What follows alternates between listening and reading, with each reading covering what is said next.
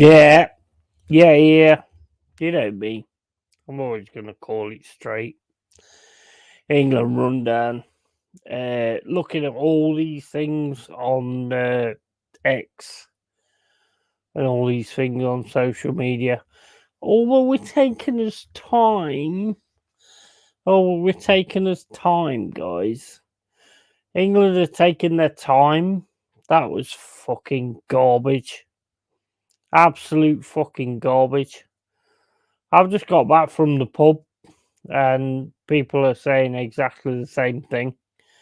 You know, oh, we're just taking this time, we're just taking a game easy and we're just going with it. And, we'll be better later on and all this. That. I mean, you know how many times I've heard that?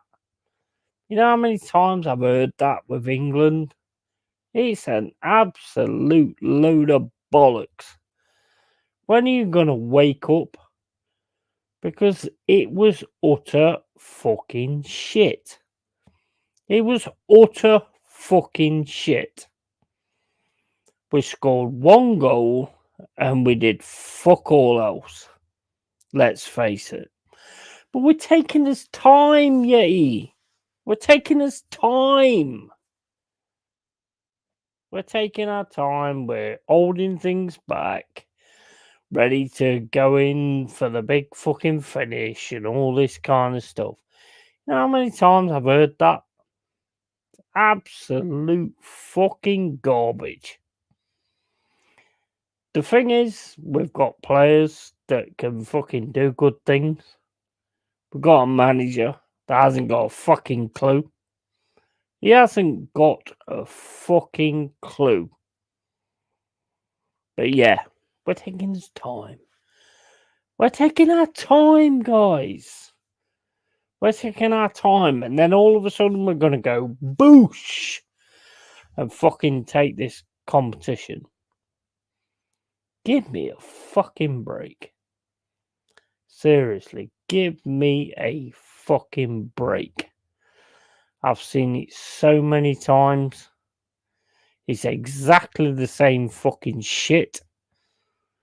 You know? They always say the object of insanity is doing the things over and over again and expecting a different result. And that is what we're doing. Yet you're like fucking Arsenal fans. Oh, he's going to go well. He's going to go good. He's going to go absolutely amazing. It's not. It's not. Because you've got a fucking manager that's an absolute fucking twat. I've just talked to people in the pub saying, oh, yeah, it's going to be all right. We're like fucking taking it easy at the start and all this kind of shit. I have seen this all my fucking life. All my fucking life. Yeah? And it's bullshit. If you think that's the way it's going to go, then you're a deluded twat. You probably believe the fact that fucking planes go across and leave fucking clouds in the sky, and that's a good thing, Contrails disappear. Chemtrails don't. You need to start fucking using your fucking brain. Because this does not make any sense. We ain't gonna do shit. We're gonna fucking go to the next game and we're gonna play it exactly the same as last time. And we ain't gonna do fuck all, guys. We ain't gonna do fuck all. You need to wake the fuck up. Seriously, I cannot even get my head around this. It's typical England relying on the players on pitch rather than a plan. Yeah, exactly. Mate, there's no plan. There's no plan. It's always the same. Always the same. If you want to come on, Andrew, I'll send you the link if you've got Instagram. Let me know who you are on Instagram. I don't know if I've got you or if I haven't. So if you want to jump on, man, jump on. But I'm just tired of this. Oh, it will get better. Oh, it will fucking all right. And all this, that, and the other. I'm sick of it. I'm sick of the fucker. Fucking absolutely fucking sick of it. So, have I got you on Instagram? Not sure if I have. But if I have, then let me know, bro. And I'll put you on. Because I'm just tired of it. I'm fucking tired of it. I don't know if I actually saved this fucking game of Football Manager. I didn't get it, but I'll save it again. You know what? It just does my fucking head in. These fans nowadays haven't got a fucking clue. They haven't got a fucking clue about what it takes to win or anything like that. It just fucking winds me up. Hello, how you doing, Joanne? You alright? And Carlos Eduardo, England really didn't impress me at all. No, they were shit. And I'm stood in a pub where people are going, oh, England was amazing. England was amazing. Fuck off, mate. Fuck off, man. I've got a screwdriver in my pocket. You're lucky you didn't get it in your neck. It's just ridiculous. These people have no idea. How do I get you? Hold up. No, hold up. Tell you what I'll do. If you want to come on, yeah, I'll put the stream in. Yeah. I'll put a stream into the chat. So if you want to come on, jump on. Bunch of dafties. Yeah, the fans, I mean. Yeah, 100%, man. I'm just sick of it. I'm sick of it. I'm sick of hearing all this fucking Olean and now I know more than you and all that kind of stuff. Man, I've been watching football all my fucking life. And that was shit. That was fucking utter shit. When a manager regularly makes Foden look like bad, you have to be worried. Yeah, exactly. Kane, you've got one of the best strikers there. Yeah, he never got fuck all. He got one header. And that's down to the tactics being too fucking negative. I'm sick of it, man. I'm fucking sick of it. You got all these fucking dickheads. All these fucking Gen Z, fucking Gen whatever you want to call them, trying to tell us how fucking football works. I've been watching it before you was born, you fucking little twat. Fuck are you on? Players used to play with pride, play for the badge. Yeah, 100%. 100%. How you doing, bro? Hope you're well. How you doing, matey? Mate, that was fucking ridiculous. First of all, mate, I hope you're well. Yeah, I'm good. And I hope everyone's well in the chat. I think it's same old. It's kind of what we've expected to see. Yes, we're getting a win. There's 20 minutes of a little bit of quality is getting through the game, but I think everyone will agree once it got to 50 minutes, you're screaming out for something on the left-hand side. I'm the biggest Phil Foden fan. And I think the biggest criticism I'm going to give Gareth Southgate is for the last 4 games I've seen Phil Foden in an England shirt, he's looked average. When you're making a player as good as Phil Foden look bad because of your tactical incompetencies, then you've got to wonder. I mean, I know he come out and said this is more than likely going to be my last tournament. No, you know it's your last tournament, mate, regardless of whether we win this or not. Come on. 100%. Serbia, I will say now, Serbia are a good side. I said to the missus, they could have, but when we had the control of the ball, but we just went nowhere with it. There's no aggressiveness, there's no enthusiasm, there's no potency, there's no belief. It's let's just pass the ball around like with France or Spain. But the difference is when they do it, they progress up the pitch. Yeah, exactly. Yeah, spot on. And when the referee's having more touches in the first half than Harry Kane, you've got to worry. 100%. I've been saying for a while that, if Harry Kane was any other nationality, he would have won things. Mate, if he was playing that German side, he would have had a hat-trick the other night. Yeah, exactly. He's pathetic.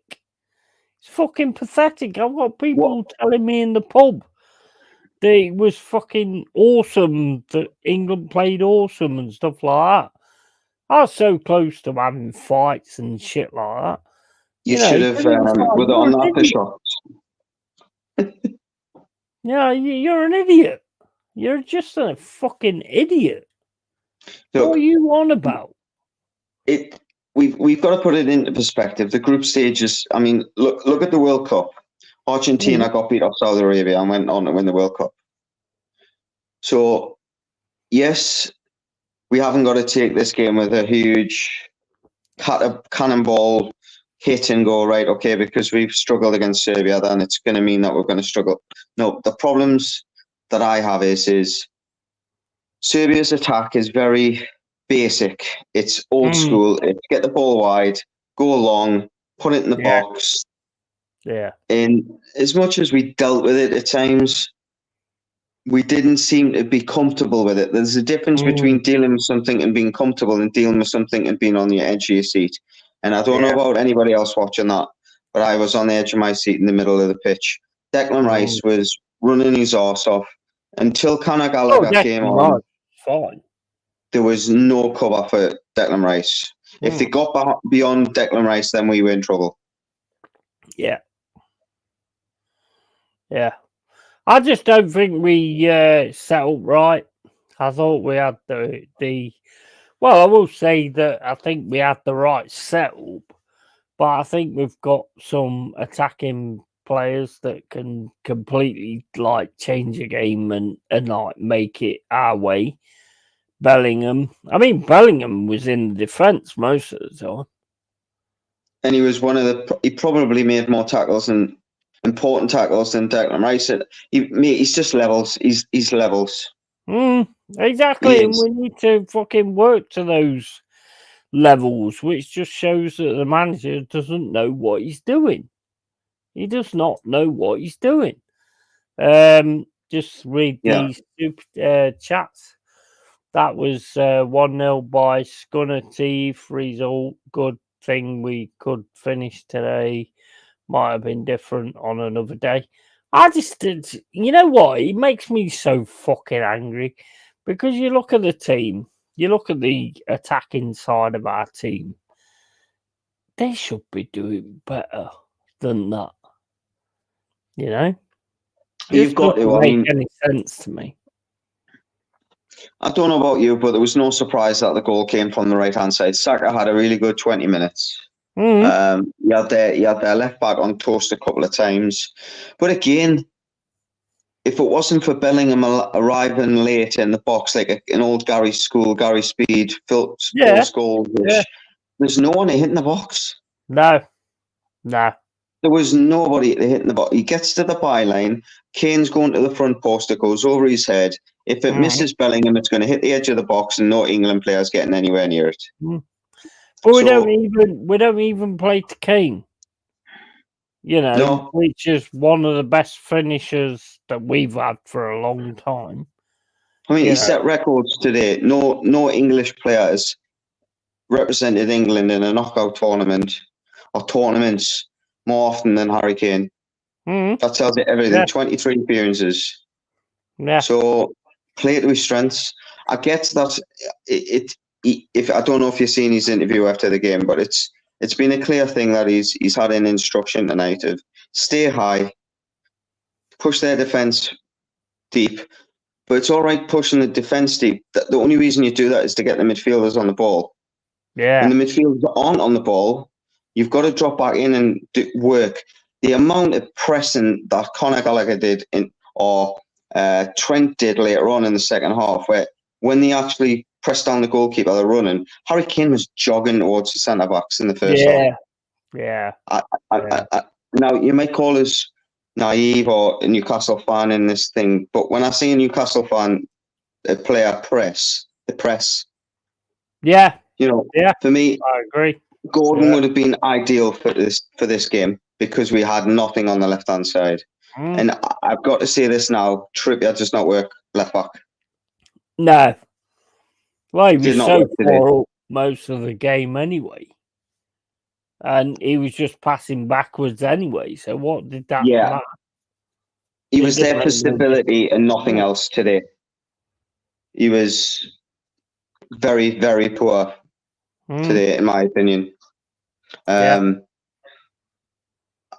thought Mark Gahey played pretty decently. I think Trent Alexander-Arnold impressed in certain periods, but then on another day could have given a goal away. So I don't know about you, but I look at that squad and I just go, why don't you just go three at the back? 2 wing backs, three at the back. Yes, okay, you're going to lose one of your attacking, but against the top sides, I think that'll work. You can play Kyle Walker. If you want Trent in your team, play Kyle Walker centre half, right side, centre half. Because he's going to be there anyway. If you actually look at it, right, the main strength we've got is up front. So you've got to keep getting the ball up front at quick chances, get the ball up front. But the thing is what wound me up with it really was like there was not really any movement up front. There was more sort of concentrating on staying back and defending and stuff like that. And I think that's why, me personally, I think Southgate's got to go because he's just all about defence. Well, nothing else. You said it there. You said it there. What's the point in having a player that can play a 60-yard pass when he gets the ball in midfield, everyone comes towards him rather than run the other way? Yeah, 100%. Trent's got a golf club, a golf case full of clubs. Where he can play a chip ball, he can play a long ball, he can play. Why run towards him? Run the other way. Exactly. I just don't get that. I don't understand why so many England fans are happy at a 1-0 because it was shocking, man. It was. Well, I mean, it's one of them. I mean, I'm sure you've had them as a Forest fan where you're getting over the line, you're getting a 1-0 win, but then when you've looked at it and as a whole, and you've just went, oh God, okay, we may have deserved it, but God Almighty, it was like pulling teeth. Yeah, it was. It was. Me and Jez was like doing a watch along. We was talking about films. And Ashley was talking about his cat trying to fucking catch something under the bed. That's how bad it was. I'm not surprised. This is how bored I got in the Iceland game. I went upstairs, I weighed myself, I had a wee, and then I weighed myself again. I'd lost a pound. It's just ridiculous, man. And this is what I've been saying from the start. I was saying it's not going to be this amazing thing. But the thing is, all people are going to look at is the fact that we won. That's all they're going to look at. No, I get that. And I'm telling you now, I think Serbia will probably be the team that come up with us. I fancy them to beat Denmark. Because, I mean, we've got to look at it. Milinkovic-Savic is a good player. You've got Jovic, who most Premier League teams would take as a striker. You've got Vlahovic, who a lot would take. You've got Mitrovic, who a lot would take. You've got the young centre midfielder, I can't pronounce his name, but it begins with a G and it ends with an I. He's a tidy footballer. A lot of them are tidy footballers. But what they are is absolute units. And physically, they make the game hard for you. And I'm sure there's times today, if we were playing different sides where we could have just gotten past that one midfielder, but instead they've committed a foul, it could have been a different game. They will cause different teams different problems in this competition. You could, for example, play Portugal and give them a decent game, but that's still back Portugal to beat them comfortably. Same with Spain, same with France. But they would still show that they're in the game. The problem that I have is there was too many periods in that game where we looked second best. Yeah, I agree. Totally. I don't think a lot of people are actually taking that into account. and it's always the same. It's always the same with England fans. To be honest, they're very similar to like Arsenal fans, where it's like freaking, he's the best looking English player we know and all that kind of crap. But this guy is just. I mean, he was a defender, so and you could totally see that. So Well, he you ain't can the tell right that man the for the job. conservativeness in, yeah, without a doubt. He ain't the right man And for the job. Big from up what to I you, hear, by the way. I mean, I watch a lot of football podcasts, and back in the day, Steve Holland's been around the game quite a long time. And when you hear, not so much the main squad now, but when you hear of players that's been involved in an England squad and then came out, the first thing that they say is the level that Steve Holland coaches them at. How clever he's coaching. I honestly think a lot of the credit has got to go to Steve Holland, and I'm sure he'll stay there once. Depending on who they get, you never know who they're going to get. If it, like, for example, if it's an Eddie Howe, he'll take Jason Tyndall with him, etc., etc. But I just think that the one thing I will give Southgate credit for is giving young players a chance, creating an environment, and the press is a lot better with England. But a lot of that's to do with society as well. Yeah. Years ago, when we were kids, when the press was nailing young footballers, you couldn't get away with that now. Politically correctness would just nail you. So Southgate's kind of a winner at, people say you're a victim of your own society. He's a winner of the current society in certain aspects, because if you nail him, you're just going to get accused of being this, or, how often do you see anyone? You can't turn certain players into defensive players if that ain't their game. You can't expect, you can't put Foden on and Saka and expect them to defend. You know what I mean? If that's your game and that's your tactical plan, you've got to pick the right players that's actually going to do that. I mean, We've also got to remember this is the same manager that had Saka left wing back once upon a time. Yeah, exactly. I mean, to me, it just doesn't make any sense. I mean, the main thing I think we've got in this competition is the forward line. So you've got to make sure you get the ball to them quick. Instead of playing it around the back all the time. I've always been of the opinion, when you look at Harry Kane, you look at the seasons or the periods of football, or especially in an England shirt, when he's been successful, the one thing he's had either side of him is blistering pace. Yeah. Foden is much of the genius as a footballer that he is. When he plays on the left, he's not. The Trippier was so high left wing back. The reason he is to push Foden inside, because we know that Foden's more potent when he plays inside the pitch. But I've always not been happy with Harry Kane when he's in a side that doesn't have pace either side of him, close to him. Yeah. Because the one thing that he's then going to start doing is dropping deep. Yeah. That's fine. If he gets on the ball and he starts playing balls out there, wing players, that's fine. But when he doesn't drop deep, which he didn't do today, them lads on the wings, which showed, Saka after 20 minutes never touched the ball. Foden barely touched the ball the whole game. And in my eyes, he's the most talented player on the pitch. Yeah. Now, a lot of people will probably in the comments go, "Are you mad? It's Bellingham." Look, I know, but I love the way Foden plays football. And for me, Bellingham really offered anything in the creative side, where I think Kane could probably offer more in the creative side. Why create this problem with the midfield? Why not play Kane as a 10 and put Watkins up top? Yeah, that's what I'm saying. That to me would make more sense.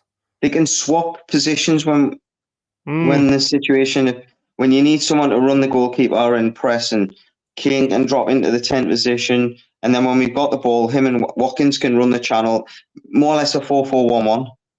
Yeah. No, I agree with you. Because for me, Kane is not mobile enough to lead the line. Well, he's never there to finish. I mean, he's one of our best finishers. He's a brilliant finisher. Finish. So I would look at his goal scoring record. Go with that, to be honest.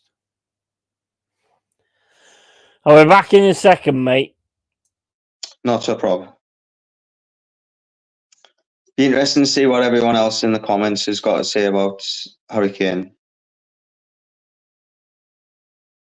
So if you have got something to add to that, please let us know, because I'm not one to be upset if people disagree with us. I'm more than open to have a discussion if I'm wrong. I just think he can't lead the line when he hasn't got players around him with pace to run off him. I hope you can change my mind. Bloody Yeti, I've never been on a show on my pod before, so this is the first for me, so please bear with us. Pickford impressed me, I will say that. I'm sitting watching the highlights there now, guys. So, it's like punishing yourself going back to an ex, isn't it? She's bored you once, you're going to bore yourself again afterwards.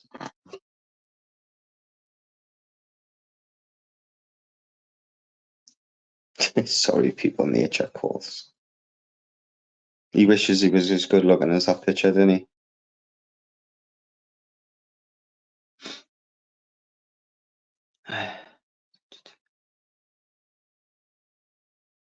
Did everybody else watch the other games today? In the comments, if were you impressed with Denmark, or did you think Slovenia? I thought Slovenia were really good in the second half. God, as well. That's the first time I've ever been left on my own on a feed, mate. Thank you. It's like popping my cherry. It's not as easy as it looks. It's something I do, mate. It's something I do. I just like go, right, okay, you take over, sort of thing. This ugly fuck, I can take over while I have a pee. So it's This is what it is, isn't it? I'm just saying it. England, I'm sitting watching the highlights there now. It's a bit like going back to that boring X, isn't it? Watching it again. Mate, I weren't about it anyway before the game, because I kind of knew the way it was going to go. But, you know, it was ridiculous. I mean, the thing is, it was just boring. It was just boring. No ambition. And with I mean, Kyle Walker, I don't know if you watched the build up to the game. Obviously, if you were at the pub, you might not have been able to hear it or anything. But Kyle Walker's doing an interview beforehand, and he's on about his tournament experiences, and and talking about Southgate, and they're saying what's got to be different if this is his last tournament. And he said bravery. We've all got to be individually brave, and as a team be brave. Selection's going to be brave. It's fine having an attacking selection and an attacking team on paper. A team doesn't win on paper, it wins on the green grass. Do you know what I mean? It's mindset that wins your games. Is that not just like generic comments though? Like, say somebody signs for Newcastle and they go, oh yeah, I've always known Newcastle and I've always loved them and all this kind of stuff. It's the same kind of thing, I don't like when players talk, to be honest, because it's like, if somebody signs for Forest and they start going, oh yeah, well, I understand Forest and I know their history and all this kind of stuff. It's like, just shut the fuck up, put the shirt on, and play the fucking game. And then that's where I understand what you're about. No, I mean, I'm sitting watching it then. I mean, the first half, just before the goal, I was saying to the daughter, there was a minute spell where Foden and Bellingham started to link up and started to pass the ball. And then straight from that, the ball went out to the right-hand side. Bellingham got free because everyone was focusing on Foden's movement. They left Bellingham, and that's how Bellingham got that run into the box. Yeah. And you could see that they were making a comment. They were making a conscious fact, Foden and Bellingham, that when one went high, the other one was trying to be within 10 yards of them level in the pitch. But just no one was playing the ball into them. It was going sideways, sideways, backwards, sideways. Ball forwards, back, then back. Yeah. See, once you go forwards, someone be brave and turn a defender. Yeah. Or at least try something. If you lose the ball, you lose the ball. That's exactly what I was saying. It's just so frustrating to watch it. I mean, they've just scored the goal there, right? I don't know if you can see. Yeah. But I'll rewind it. Yeah. But there's a period the ball goes out the right-hand side. Or left-hand side. Mm-hmm. Foden plays a couple of 1-2s with Bellingham and Rice, and then Foden does a dart and run. Two defenders chase him, makes a bit of space. He comes back, he receives the ball again, he plays a 1-2 with Bellingham again, he makes a similar run. He doesn't receive the ball again. And then the third time he does it, he makes a run, he drops back in, and then Bellingham makes his run and he runs into space. Foden was going to run into it. And, I mean, Bellingham shouldn't be having to make that run. It's brilliant that he is, but he shouldn't have to be making that run. Where's first of all, the left winger, i.e. Foden, coming in from the wing? And where's the other midfield? You know, he started the move and he's ended up having to fucking finish it. Yeah, yeah. You could see like Bellingham was like well up from it from the start, though. You know, why the others not? I think that's the main thing that we need to take into account. The fact that Bellingham seemed to be well up for it from the start, and the others just wasn't. The one thing I will say, I made a comment before about nobody being in the box. I will say if Bellingham misses that header, Trippier is behind him. But I'm not backing Trippier to whack it in on his from 16 yards. Right, I'm sorry. I missed Trippier's run when I first seen the goal before, but it's negative. And I get you haven't got to be. I get it's the group stage. You don't need to impress at the group stage. But one thing I will say is if you can play well early on, surely that feeds confidence to then know that you're going to be able to do it when it's a knockout stage situation. If you can't do it in a knockout in a group stage situation, then how are you meant to have the confidence to do it when everything's on the line? And if you make an error, then it could cost you. Yeah, exactly. Maybe to me, it makes no fucking sense because, like you've just said, you know, you put a massive performance in your first game, and then everybody's worried about you. Nobody's going to be worried about us after that. You know, you've got the big nations. You know, I mean, we've got France tomorrow on. France are playing tomorrow evening. Portugal are playing tomorrow as well, I believe. Yeah. I mean, for me, Portugal and France are my favourites. On paper, I think Portugal have got a brilliant squad. I'm a little bit like this with them defensively, but I mean, they've got some unbelievably good players. France, for me, are the strongest. Don't get us wrong. I think on our day, on paper, we have a better squad than them. Yeah. But again, it comes down to it's like a chessboard, right? When you play chess, everyone's got the same pieces. The pieces are capable of terrible moves or capable of brilliant tactics. It's the person that's picking them up and thinking about it. And the problem is, our chess pieces are being picked up by an absolute fucking idiot. Yeah. No, I agree. Totally agree. So, I mean, can you imagine if we had can you remember the Euro 2010 squad that we had under 2000 under Keegan? Yeah. Imagine if Southgate was in charge of that squad. And I know they didn't get out of the group stage at that point. I don't think we would have gotten a point at that stage under Southgate. No. I honestly don't. I just think he's got his mindset. I mean, I think, to be honest, whenever you take the England job, I mean, the best manager that never got the England job was Brian Clough, to be fair. Yeah. But obviously, down to the fact that he would have just gone on and done what he wanted to do. And most of the managers that we've had, they all play to the same kind of style. Yes, man. Yeah, exactly. They're all yes, man. I mean, as much. I mean, you should. A lot of people should say, well, you should think Keegan's a messiah. I've been on record on a Newcastle channel and saying I think Keegan's a bottler. I think he's a fantastic man motivator and a great spotter of talent and a great, what's the word? Like a great character in the game. But he was never going to be a Wenger or a Ferguson of the era or Rafa Benitez because tactically. Do you think though, if Keegan have took over England and be able to have full, like, do whatever he wants or whatever, because Keegan's prosperity was always about scoring more than the opposition. No, so I think if I he'd have honestly been don't, able because to actually do that, he might have actually done something. if you look at every single job that guy's had, as soon as the goings get tough, he's quit. As soon as someone said, no, you can't have it all your own way, then he's quit.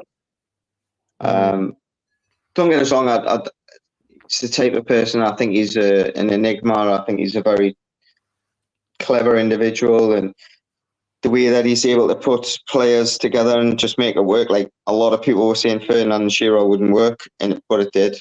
Yeah. He did really well with Man City for a period with limited resources. Man City weren't Man City now when he had them, but he was able to attract top left. But I just Fulham. He took Fulham from, people forget, he took Fulham from Division 2 to the Premier League. Like Division, he got them promoted and then left and went to Man City. He took the England job, but not for me. Just not for me. I don't want someone that's right. Okay, they give it. I'm gonna create this legacy. We're gonna do this. We're gonna do that. And it's all good and well when everything's going well, giving up all them cheese. But when the chips are down, you've got to be still able to rally the troops and go, look, I'm in the trenches with you. We're gonna get out of this. Rather than I'm off. Fuck it. I'm not getting my own way. I just, no, not for me. And I said to my pal, I'll never forget, I was on holiday with my ex-girlfriend and oh God, where was I? Cleethorpes, when he got the job the second time when Mike actually took over. When he quit. And my mate rang us out of the blue and he went, mate, you'll never guess what? And I went, Keegan's left the tune again. And he went, aye, how did you know? I didn't have a clue.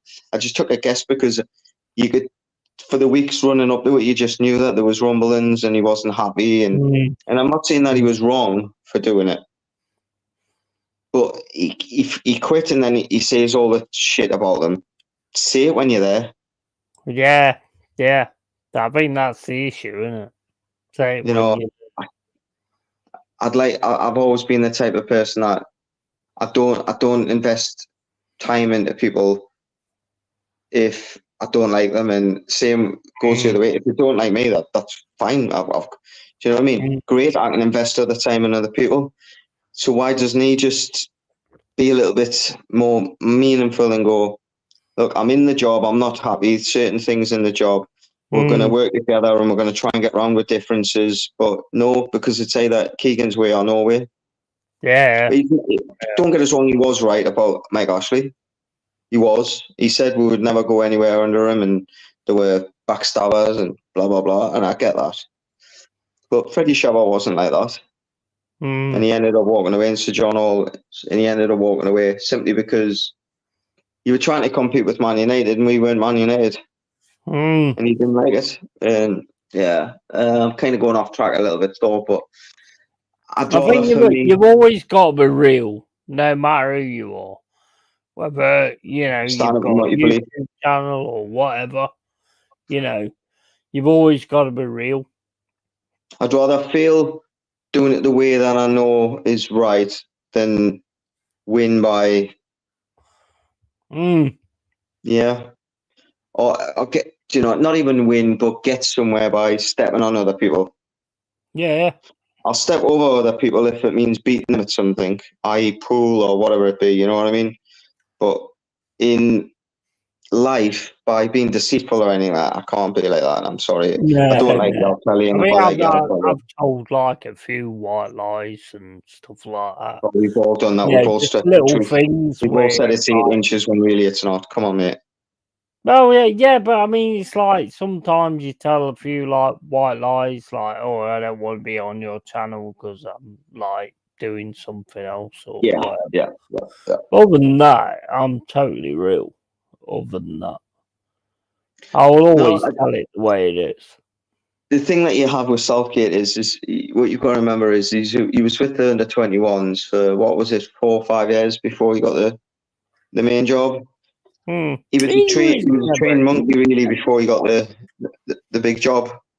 He knew what the FA were all about. He knew what the guidelines of what you have to be, political correctness is this. He never did fuck all. How did he get England manager? I think he got them to the semi-final once, didn't he? And Stephen Taylor missed a penalty, I remember. Yeah, exactly. So what did he do? We had a great squad then as well. So, I mean, when you look at it, and the ex-Watford, Lee Carsley's done more. You know, Lee Carsley's won was it Euros or Euros with the under-19s? And he's now with the under-21s and they've won one. So, to be fair. But I mean, I'm watching that again. Then I'm watching parts of that game there now, and it's like Foden's got the ball. He's the amount of times that he's tried to play a clever pass and someone's just not on the same wavelength, and he's given the ball away. You know, we do need to also understand he plays at Man City.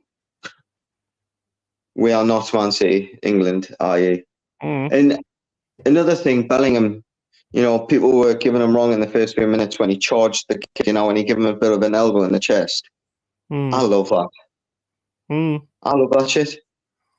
Yeah. You know, he's showing them that I'm not going to be bullied off you. I might be 20-year-old, but you're not going to bully me, you little man. You know what I mean? Yeah. 100%. 100%. I mean, I thought personally tonight that Bellingham was our best player. Half the time he was in the defence anyway. So what does it matter? I think he had a good game. I think he had a better game than John Stones, if I'm honest. You know, we were all looking at John Stones and saying, look, keep Gahey steady. And, you know, top centre-halves normally, when they get a new partner, they're the ones that have to help them come into the game. But I think he just came into the game, managed his game very, very well. Trippier didn't really help him out that much. He could just go on been the experience, to be fair. Because, I mean, Gay hasn't had that much experience in England. So Stone should have been the experience, and he wasn't. It just shows you, I mean, it's no fluke that Palace have had the run that they've had. Once they've got everyone fit this season, they've been a handful for everybody. Absolutely everybody as well. You know, could have been Man City. They walloped us. Season. There's quality. They walloped Man City. I think the Palace is they've got to keep those players. I don't think they're going to keep those players. No, you know. And if Wharton actually comes into the England side at some point, who plays really well, Wharton. Yeah, I like him. I remember him when he was at. You kind of putting him in the shop window. To be fair, he was in. I remember watching Middlesbrough against Sunderland.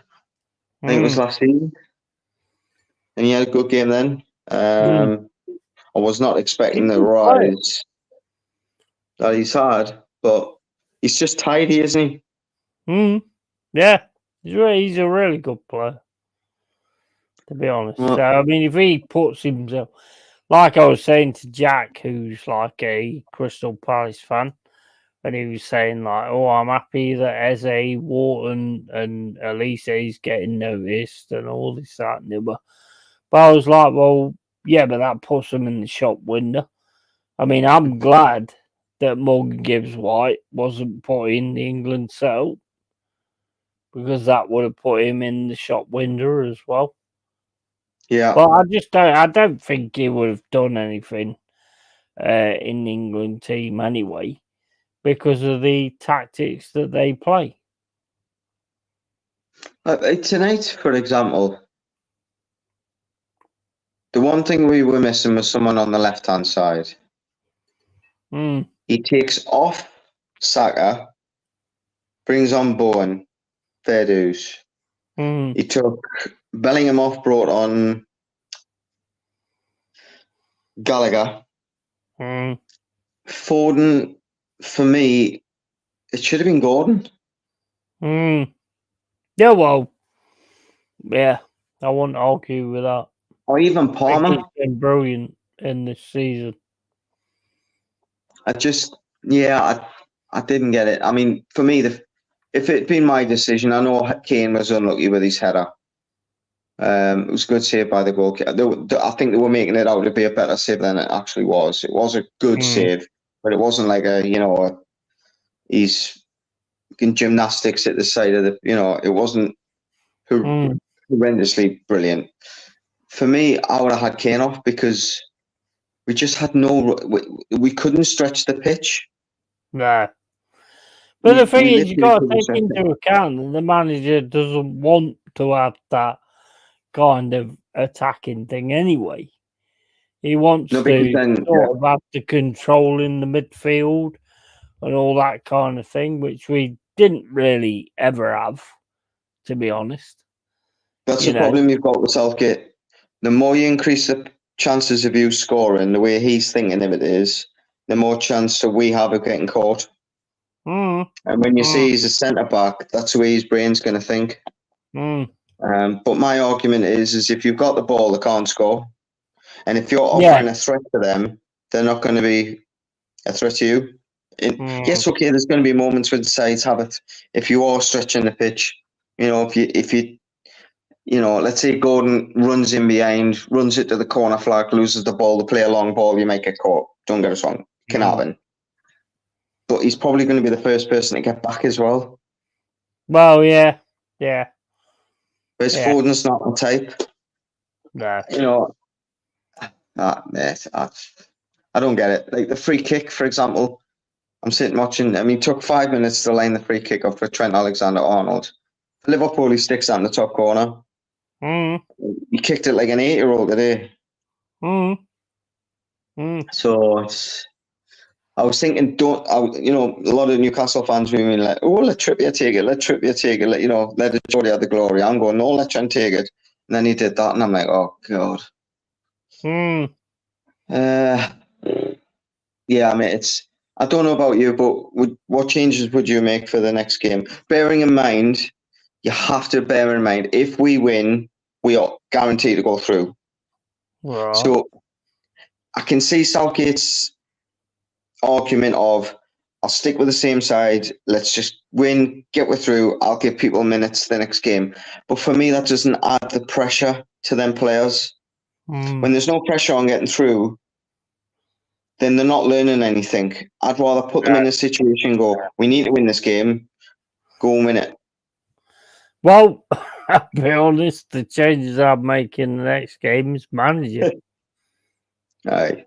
Well, I think a lot of people would have done that before the tournament, but because I don't think it makes any difference to change the players. I've always said the problem with England is not personnel. Like when he picked his team, I said it's not about personnel; it's about manager. So it's the Red Bull Formula One car with Sergio Perez behind the wheel. Yeah. That is the major change I would make. Yeah, you've got a fast car with, Red Bull and Sergio Perez, who, albeit nice guy, not a top class driver, never going to win the world championship. You can have all the tools in the world, but when you haven't got enough talent, you're not going to win it. And I think ultimately that's the situation we're with You know, I will say this now though. The problem that you've got is if you replace Southgate, my argument is I don't see a young British coach that's going to come in and improve on what he's doing I at don't this think it moment in makes time. any difference because whoever we get, there's FA fucking rolling it all anyway. Because we've always played exactly the same. Potter's probably going to be high up on the list, isn't he? Yeah, I don't think it makes no difference who you get. Because I Cooper, think the FA rule it. your ex-manager is probably going to be on the short list. Yeah, Steve Cooper. Yeah.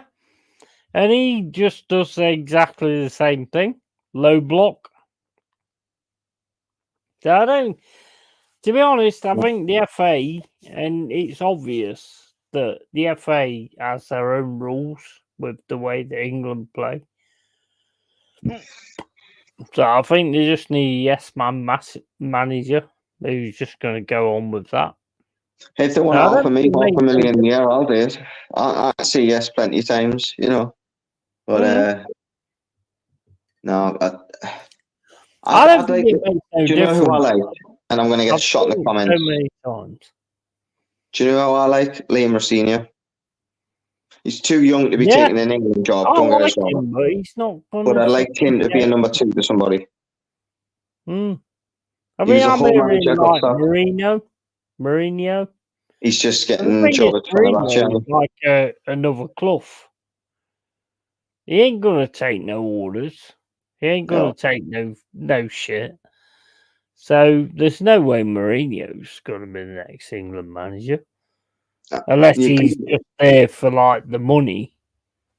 You know, we have a set way of playing due to the FA, and it's always been the same. Doesn't matter what manager we get. So I don't see it changing. I mean, if you look at that side, right, from today, and it's like, fucking hell, we should be wiping the floor with these. I think wiping the floor is a little bit much. We should be impressing at the same time as winning. That's the difference. We're not impressing while we're winning. We're just hopping, we're stumbling over the line. I think the comment said before, you know, the skin of the teeth. Totally. It's not even encouraging. I mean, can you imagine if that was back when we had the home nations, you know, when we you know had it at home and you're putting in lackluster performances. I get we're in Germany and I get it's been a long season but I didn't see enough today to warrant me to say pathetic. Don't get us wrong, we're in an outside chance of doing well. We've got an outside chance. If the draw's favourable to it, you know, but you see, if the draw's favourable, we had 2 favourable draws back when we had Croatia in the semi-final and when we cocked that up. And then when we went, Slovenia will beat us. You know, we could get Denmark could beat us. It was only through a penalty that we beat them in the last time when Kane missed the penalty and then knocked in the rebound.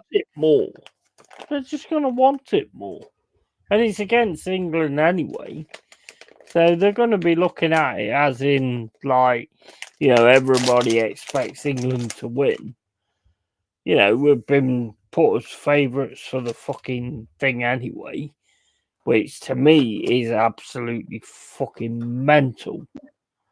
You know what, mate? I'm tired of this shit. I've seen it so many times. I'm actually just away from it now. I watched that game earlier on, and I was just like, I don't even care. You know? I just don't even care. I'll be 2 seconds when I'm scanning the fridge. I'll be 2 seconds. Yeah, no worries. Yeah, I just don't even care anymore. Because, I'm English, obviously. But I just don't even fucking care anymore. If we go out, whatever. Yeah. I mean, what would you class? I mean, I think we all knew. I mean, don't get us wrong. I know what the news reports are saying that we're one of the favourites and everything, but I don't listen to that. I used me two eyes, and I know, yes, we've got an outside chance of doing well, but I wouldn't put us in the favourites.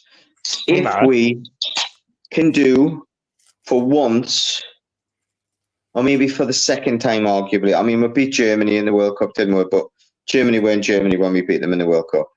But let's say we get a Spain or I know I haven't looked at the draw, so I don't know what the likelihood of who we're going to get or anything like that.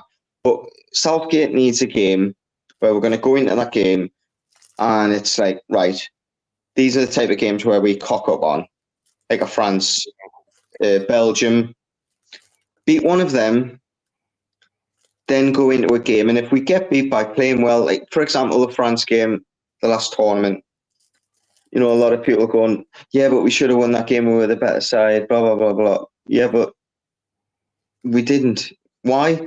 Because we didn't, when we were on top of them, we didn't make the correct substitutions at the time to take it to them. We went defensive and stayed in the game, and then they came back into the game, and then it went to penalties, and we know what happened there.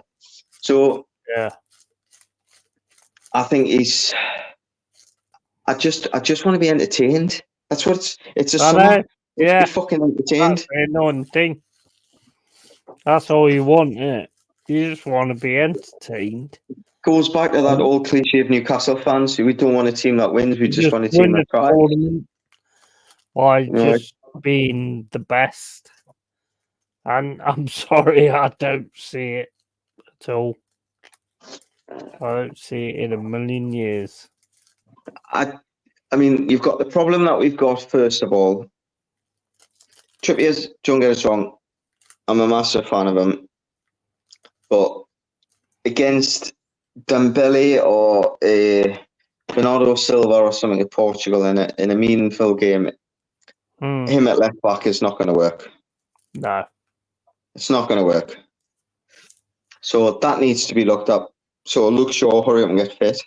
As much as I don't think Luke Shaw's world class either, but at least you have a little bit of balance in defence. Yeah. Yeah, it's, you look at it, and I honestly think the next game I'd drop Kane. I'd drop him. I'd just drop him into the 10 position. On that performance, I'd drop Foden, even though he's my favourite player in the England squad. I'll drop Foden and give him a kick up that arse. So when we play the last group game, he's got a point to prove. I wouldn't drop him because, I mean, they don't need to kick up the arse. I mean, the fact of the matter is they're playing to a tactic. I just think he needs reminded that he's got competition. The manager. I just think it's that reminder of, if you do not perform for me, you're not going to play. Yeah, but you know how good those guys are. If you actually play to their styles and play to what they do, you're going to get good things out of them. But we don't play to their styles or what they do. No, like watching it there, Foden's played the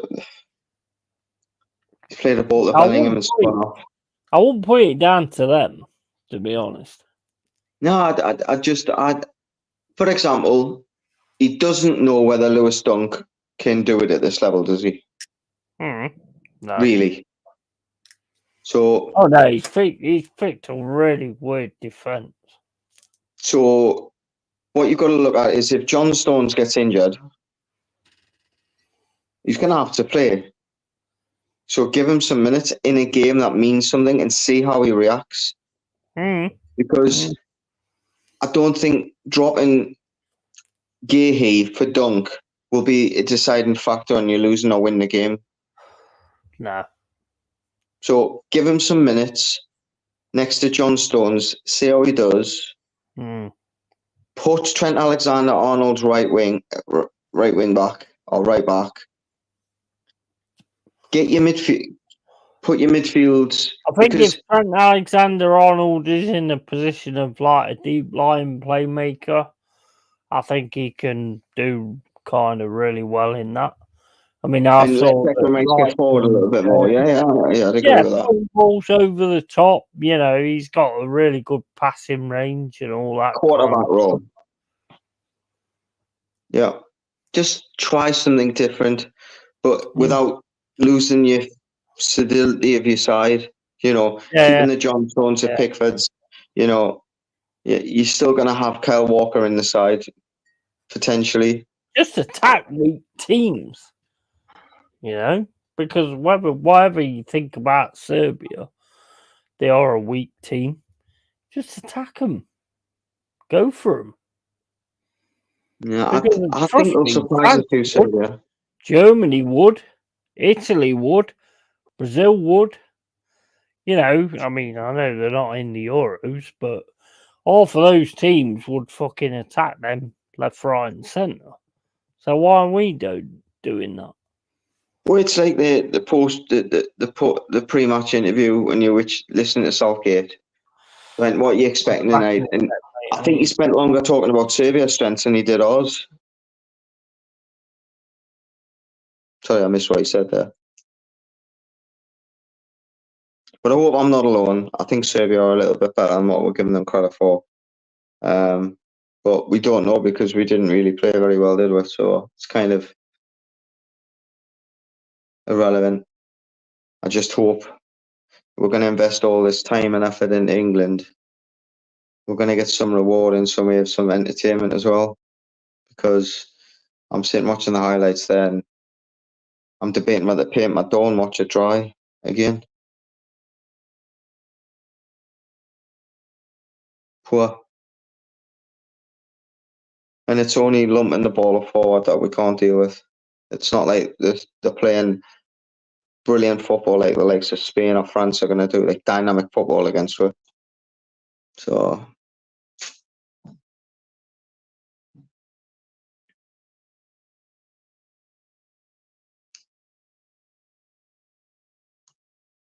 yeah. I'm run out of words. Apologies, guys. I'm not used to speaking on my own. I'll speak to myself, but I normally get the right answer when I speak to myself.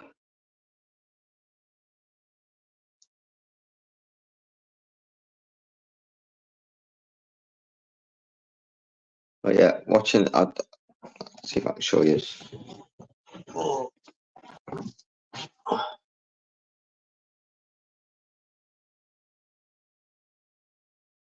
It's just isn't it? Sorry, bro. I think that was the longest piss I've ever had in my life. Sorry, I lost you there for a second. I think I bored all your. I think I bored all your viewers, mate. If I'm honest. Hey, you're all good. Not used to. It's like fucking. What is it? Fucking. Nearly 20-2. So yeah, it's understandable, mate. I'm off expecting me young'un to be up in 20 minutes because he has been for the last 3 nights. So he's been going to bed at anywhere between 8 and 20 to 10 and getting up again at between 20 to 2 and 4 o'clock, and then I've been up. Still up anyway. Because I'm expecting the little one to be up. Oh, okay. And how do I put it? I was up till 11 o'clock with him yesterday morning. 10 o'clock, sorry, yesterday morning. And I went to bed at 10 o'clock and I got up at 2. So I've had 4 hours kip. I think I've had 6 hours sleep in 4 days. So I think I'm doing all right. Yeah. Oh, you look all right. You look fucking compass mentis and all that. Let's forget about England. Let's talk. No, let's forget about England. Yes, because if we just keep talking about it, we're going to end up fucking getting blacker eyes. About Newcastle. Oh, you don't want to talk about that, man. Oh. What are you going to do next Newcastle. Season? There's not really much to talk about. I mean, Lloyd Kelly's signing's sensible. I see this is a sensible signing. You know, I'm sure.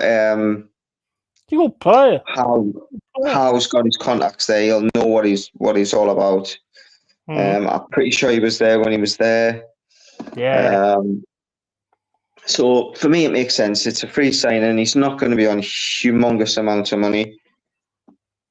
He's young. He covers a couple of positions at centre back and at left back. He can play in a 3, he can play in a 4. He's tidy. He's got room to grow to be a better player. You're probably going to see him in an England shirt in the future, I believe. Whether he'll be a mainstay, I doubt it. But I definitely think you'll see him in an England shirt at some point. The big thing is like, it's that old cliche. Newcastle might not go mad in the summer because they're going to have a huge big signing anyway. Tonali coming back. Because the most we've seen of Tonali was in pre-season tournament in America. We've seen Villa game, and what was the other game? I can't remember the other game that he played in. But he's like a new signing. It's that old cliche when a player comes back from injury, he's going to be like, he is. And I think you need some strengthening on the right wing. Yeah, we've got to get someone out on the right wing. We've got to. I mean, as much as I loved Jacob Murphy's industrial attitude and he's a good crosser of the ball, he gets you goals and assists. I mean, a lot of people don't realise that Jacob Murphy got more assists this season than Miguel Almiron's getting in his whole Newcastle career. Yeah. That tells you the problem with Miguel Almiron. His right foot is for standing on and standing on only. Yeah. And his brain isn't at the same speed as his feet. So as much as his body's able to get into positions, his brain's not able to capitalise on the positions that he gets into. And then you've got the added problem with him, frustration, and I mean frustration when you're watching the games. The amount of times he's caught offside where he just doesn't need to be caught offside. So, yeah, if I had to take my look on that would be get rid of Miggy, keep Jacob Murphy. Not only that, Jacob Murphy is a Geordie through and through. Young English, he hasn't got to be assigned to the squad for the 25 for the European if you qualify the following season. But who do you go and get? We've been linked with Madueke, we've been linked with Olise from Palace, we've been linked with Gibbs White, we've been linked with kid from Bowen. I don't know, mate. I don't know. What would you do as an outsider? I think Gibbs White would be a good one, but obviously I don't want that because I'm a Forest fan. But I think he's better in the centre of the 10, to be honest. But I mean, you could sort of go for that. But I say, I hope you don't. But because he's a very hard worker.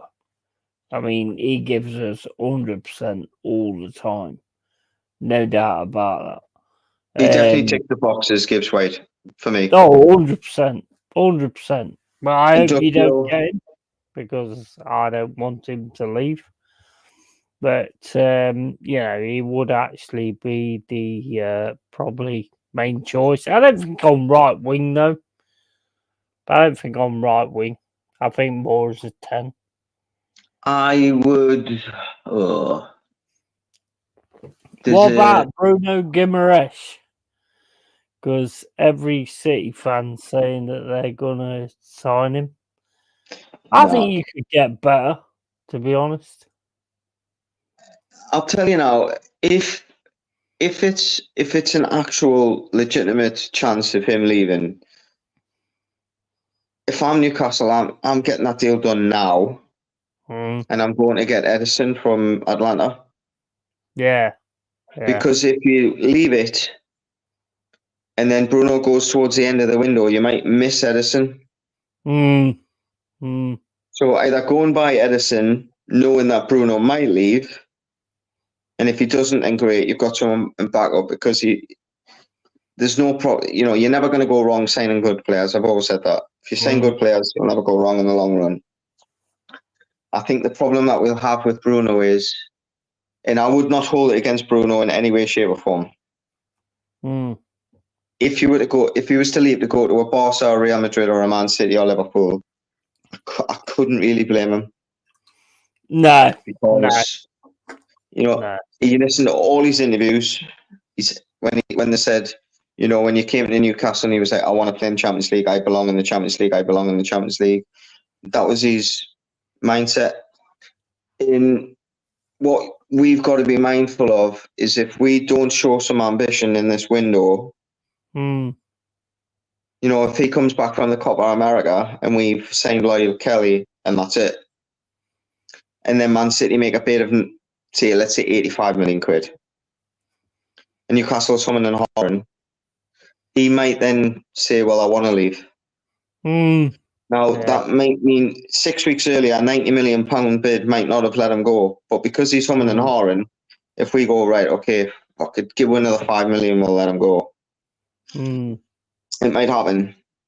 But then he's same as some us, other team might be getting Edison or somebody else. So I just... the thing is for us, I mean, we've got to keep hold of Murillo and Gibbs White. If they want to go, then that's fine. But if they want to go to smaller teams, then I have an issue with that. But if they want to go to the bigger teams, it's like further up in the league and stuff like that, then fair play. But I don't want them to go. I don't want either one of them to go because I think Murillo is the next big thing in defenders. You look at some of the things he's done this season. He's a tidy player, Murillo. He's strong. Yeah, very strong. Good on the ball. Good in the air. I just think I could never. How do I put it? For example, when Johan Cabaye left, I wasn't a fan of that. He had the moment where we dropped him, and we played Arsenal, and he was kicked out of the squad because he was linked to go to Arsenal, and Arsenal didn't sign him, and he went to PSG. And you're like, is that really a step up? Because he wasn't getting it. He wasn't starting for PSG. He was. I remember when he left, he was in the France squad while he was a Newcastle player. I don't think he got in the French squad again for another year, and then he never played for them. And I'm like, well, you never forwarded your career. Yes, okay, you went to a bigger club, but you didn't have a big part in that. And I truly believe that if Bruno was to go to Man City, you've got to look at it this way. If Man City are going to go and sign a player of Bruno's capability for close to 100 million quid, what's Kevin De Bruyne doing? What's Bernardo Silva doing? What's Jack Grealish doing? Because I'm sure Bruno, if he's going to go there, he's going to say, "I want to start." Yeah, of course he is. So it's, what's their midfield? Rodri, Holden, then you've got the two. And the two are normally Kovacic. He's probably going to take Kovacic's place, isn't he? So it'll be Kovacic, Foden, De Bruyne, Doku, or Bernardo Silva, whoever. I could never begrudge a player. I don't really see anything massive with Bruno, to be honest. I mean, he's been awesome against us, obviously, because he scored that goal and he got in there. But there's something about him that I just don't really see that's like a massive player. No, mate, I can understand that when you're looking. I don't know if you're watching Newcastle games live the whole 90 minutes, and there's sometimes I think that and I go, Bruno didn't have the best game today, and then I watch it back and I go, do you know what? There's little things he does that are he's brilliant. It's when we are in the ascendancy, just sitting in front of the area. I don't see a superstar. I wouldn't see this is the thing. I don't see him starting for Man City. I do, but he wouldn't be an automatic starter. You get 25, 30 games a season. Yeah. Why do that when you could be a legend at Newcastle and not compete with Man City, but challenge them? Do you want to be a number in a story, or do you want to be the hero of a story? Or one of the heroes? I'll be 100% honest with you. I'd rather have a Morgan Gibbs White than a Bruno Gomes. I just Right. think he gives something more. I think he gives Right. something extra. Even though he might not score all the time, you know, he just offers that something extra. Work rate, getting involved, tackling, all that kind of stuff. I don't think Bruno Gomes is that. But see, it goes back to it, doesn't it? I mean, you could say, right, okay, let's put Gibbs White in the Newcastle side, and his stats would probably improve No, because yeah, he's playing with better 100%. players. You could 100%. say the same with Bruno. If you put him in Man City side, then his stats are obviously going to improve because he's feeding the likes of fucking Haaland or whoever. As much as Isak's a fantastic striker, you've not got Doku or Grealish or De Bruyne or whoever working little patterns out with you. He's got fucking Sean Longstaff to deal with at the end of the day.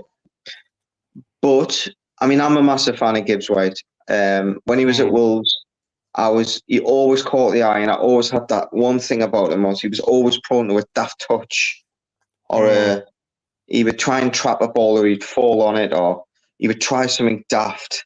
Too much for him. I like him though because he's a perfect Eddie Howe player. He's if Eddie Howe had a footballer and he drew him up on a player, the things that he wants from a player, I'm sure Gibbs White ticks a lot of them boxes. Not frightened to track back, not frightened to put his head in the way of something, not frightened to take responsibility on the ball or off the ball. For me, they're big things for Eddie Howe. He's got talent. Stupid, like fucking back heels and stuff that I don't think a lot of our players actually get what he's going to do. But the thing is with Morgan Gibbs White, his work rate is just off the scale. It's off the scale. And that's why, for me, he's better than Bruno Gomes. Do you know who covered the most ground in the Premier League this season? Probably Gibbs White. Bruno. Did he? Covered more ground in the Premier. No, it's a stat I was surprised at That as well. don't mean shit, though, does it? But this is it. This is it. There's covering ground, and then there's the intensity that you cover the ground in. Yeah, exactly. What percentage of that is sprints? I don't. Danny Murphy, got a lot of jip on TalkSport for saying Bruno Guimaraes isn't the most athletic midfielder, and then that stat came out saying that he was, he'd covered more. Yes, okay, he's covered it, but he can't cover the ground like Joe Willock can. He can't cover the ground like a Genie Wijnaldum could, or players of Gibbs White can in short spurts. But he's a very, very, very clever player.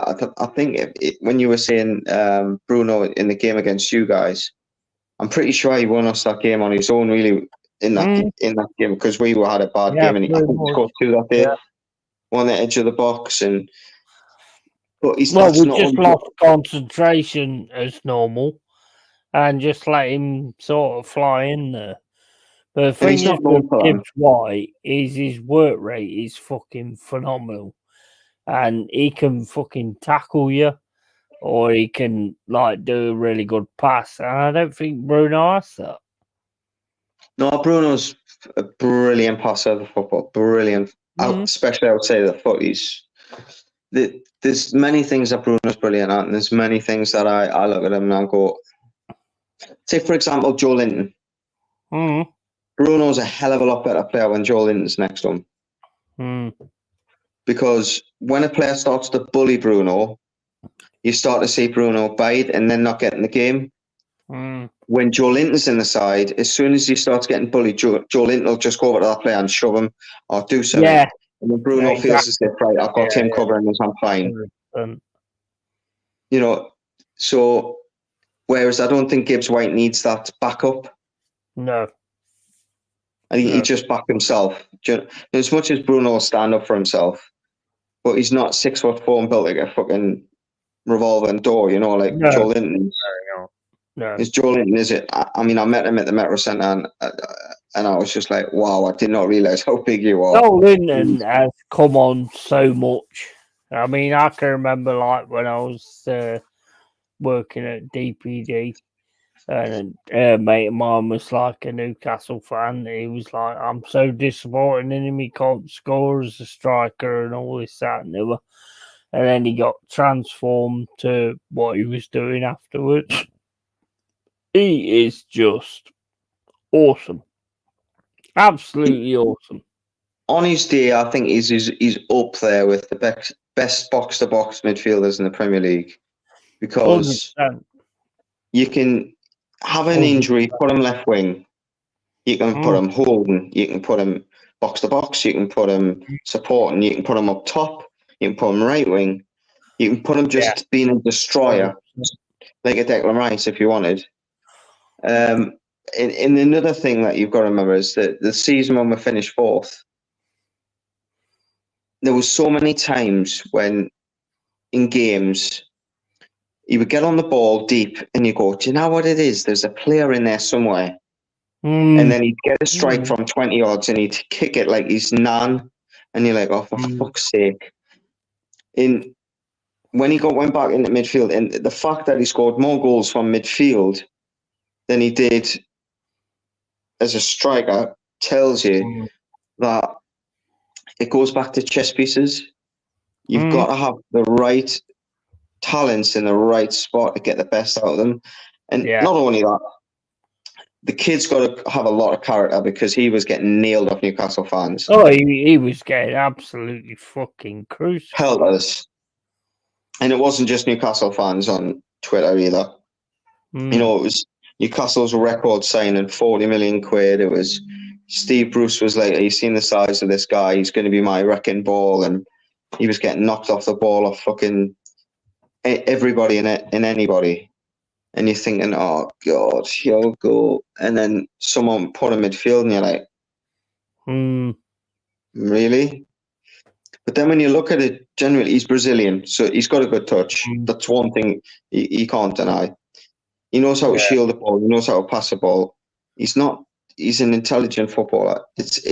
Really, I mean, and also Hockenheim, when he was at Hockenheim, he didn't play up top.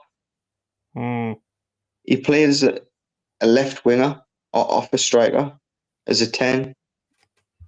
So it's who in our scouting department decided we're going to break with transfer. Bear in mind, this is under Mike Ashley when he wouldn't spend any money. We're going to break with transfer record by double. You know, Miggy was with record signing before that at 21 million quid. We're going to spend 40 million euros on a guy that's got 7 goals in the Bundesliga. Yeah, I think actually, as much as I don't want it, but I think if you got like Morgan Gibbs White with like fucking Joe Linton, that would be huge for you guys. Think of the midfield next season. Yeah, mate. You've got Tonali, Bruno, Joe Linton. Yeah, exactly. Yeah. Joe Willock, Lewis Miley, Elliot Anderson. I'm not going to include Longstaff in there, because if I was a coach, he would be gone. Yeah. As much as he's a Geordie, I'd love a Geordie to do well. I think he's a good goal scorer. He's a good sort of. He's a good striker of a ball. Midfielder. I think I'm being quite harsh on him in the fact that, you know, we're judging him on a midfield where it was Lewis Miley, him and Bruno. You know, a 17-year-old. So at times, yes, he was going to be exposed, but there's been times when he's played in strong midfields and still he looks, for me, I don't think it's the right level for what you need. The thing for me with Longstaff is if you get him on the edge of the box and he hits the ball, he looks a decent player. When he's in the middle of the pitch chasing the ball and he's against good technical players and they speed the game up, he just looks like a headless chicken. He should stop running, look at the game and go, right, let's just get into position. but he does work tremendously hard. One thing I will always say, he works tremendously hard. But if you could add a Gibbs White or an Edison to that midfield, for me, we need a 10. Now, for me, Gibbs White isn't an out and out 10, but he certainly, if he came into our team, he would be the best 10 that we have. He's more sort of like in the midfield, being like a deep line playmaker or something like that. Yeah, where he can fill that role, can't he? Yeah. He gets involved. The biggest problem I have with Morgan Gibbs White is he tries to do this thing where he goes forward and then does these back passes that nobody understands, or he'll trying to take it too much into the attacking positions and then lose the ball. That's my biggest issue with Morgan Gibbs White. But the thing is, I think he needs to be more back in the defence because he is a major sort of big fucking workhorse, and he can fucking tackle people and he can fucking take the ball off people and stuff like that. Then maybe pass it on to somebody else. I think he's an old school narrow 10, like a Pedro, Eden Hazard. Hazard, I know he played out on the left for Chelsea, but when he was at his best, it was when Chelsea played 5 at the back and he was a narrow 10. So as much as he was classed as a winger, he played in the middle and he was behind a striker and he had someone else to play off. Gibbs White, for me, springs that type of player. Yeah. You don't want to nullify him being too deep because the amount of athleticism that he's got would be nullified being sitting in the 6th position. You want him to be able to get out wide, play 1-2s, run defenders. I won't say it's thing that he is willing to do, a bit further forward so he can actually get forward at times. Bit more of a box-to-box kind of midfielder. Well, I think he was overlooked at the under-21s. Yeah. When England won the under-21s, I know Gordon got all the plaudits, but everything that England did well went through him. Yeah. I watched a lot of the games, and he was, for me, the best player on the pitch for England. The thing is, I think he's one of those kind of players that's a master of all trades.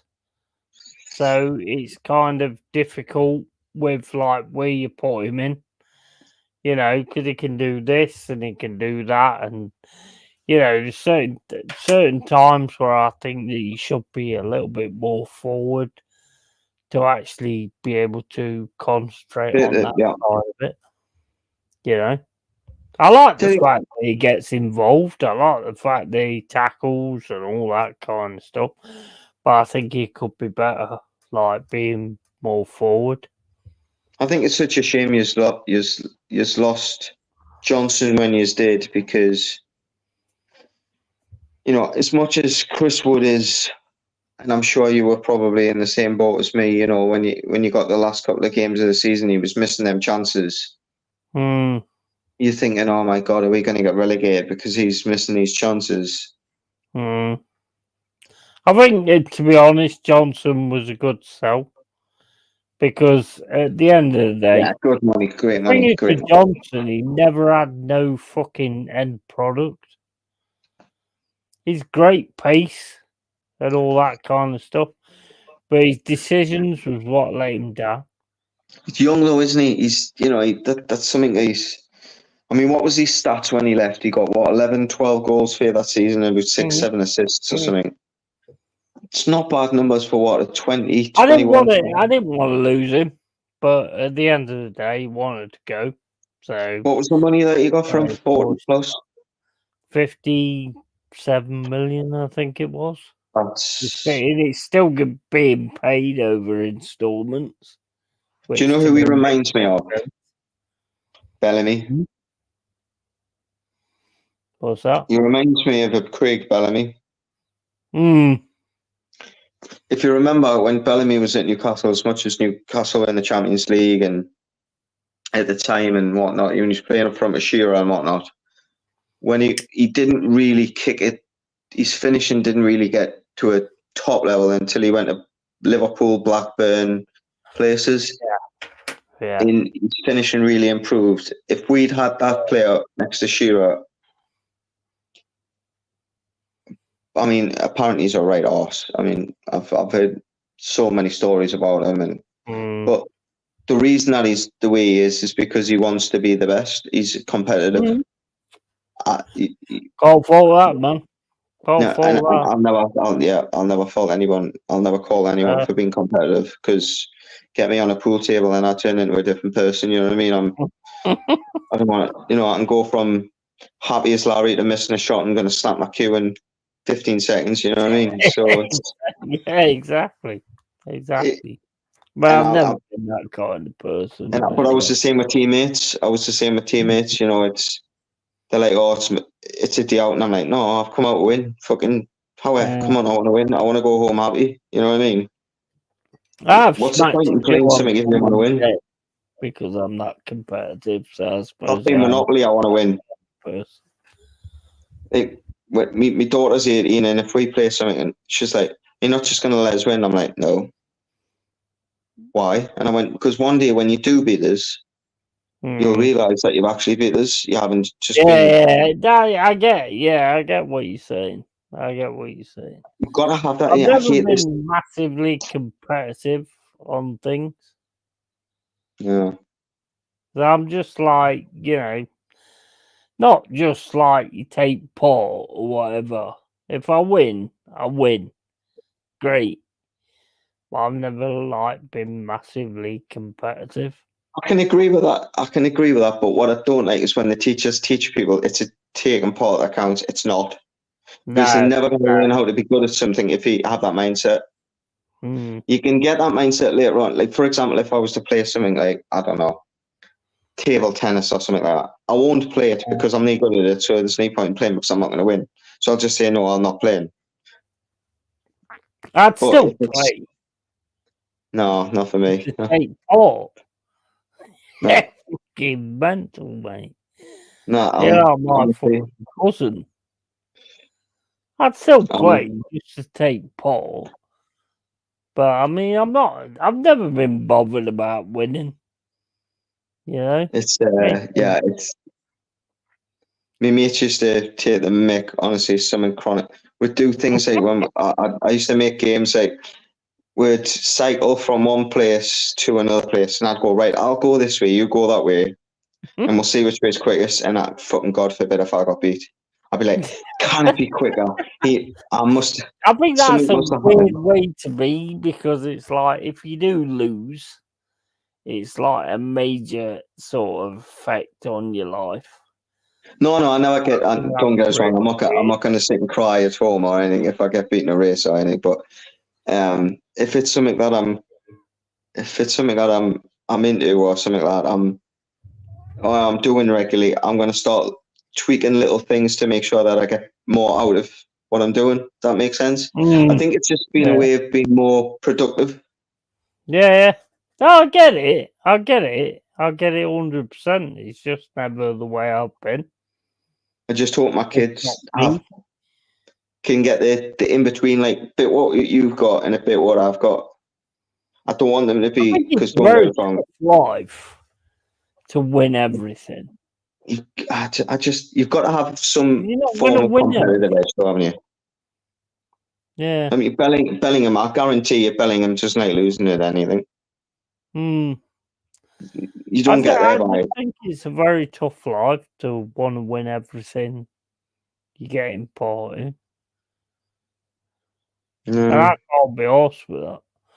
Because if I don't win and I feel that way, then I feel down when I don't win. So what's the point in that?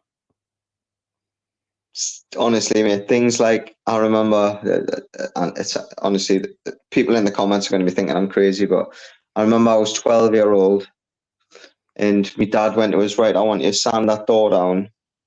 And my mate was with us at the time and he had a door to sand down. And I had a competition with him who could sand the door down the best and quickest within half an hour. And I lost and I was devastated. Yeah, I've never been like that. Because Never been like we made it a challenge and I lost. I was devastated. It's like, why can't I do that as good as him? So I had to say to Yeah, my but dad, "Can I do?" it's like if you start a YouTube channel. Yeah, Sorry. it's like if you start a YouTube channel. If it's not going well, do you give up or do you keep No, going? no, no. I think YouTube's the only. I mean, don't get us wrong. I don't know if you've noticed, but I've been helping out NFC Talks TV, and it's honestly it's been brilliant. And they've been asking us to go on a Thursday and a Saturday. Saturday, it's ultimately the kid, the Ben. Chris is asking us all the time. I'm like, Chris, I can't tell you whether I'm guaranteed to come on or not until an hour before. And if the Ben's asleep, great. If he's not, then I can't. So my plan is this is going back to what I mean. If I enjoy something and I want to do it properly, I'm on about getting an 8x6 shed in my yard. I'm going to run electrics into the shed and I'm going to just go in the shed.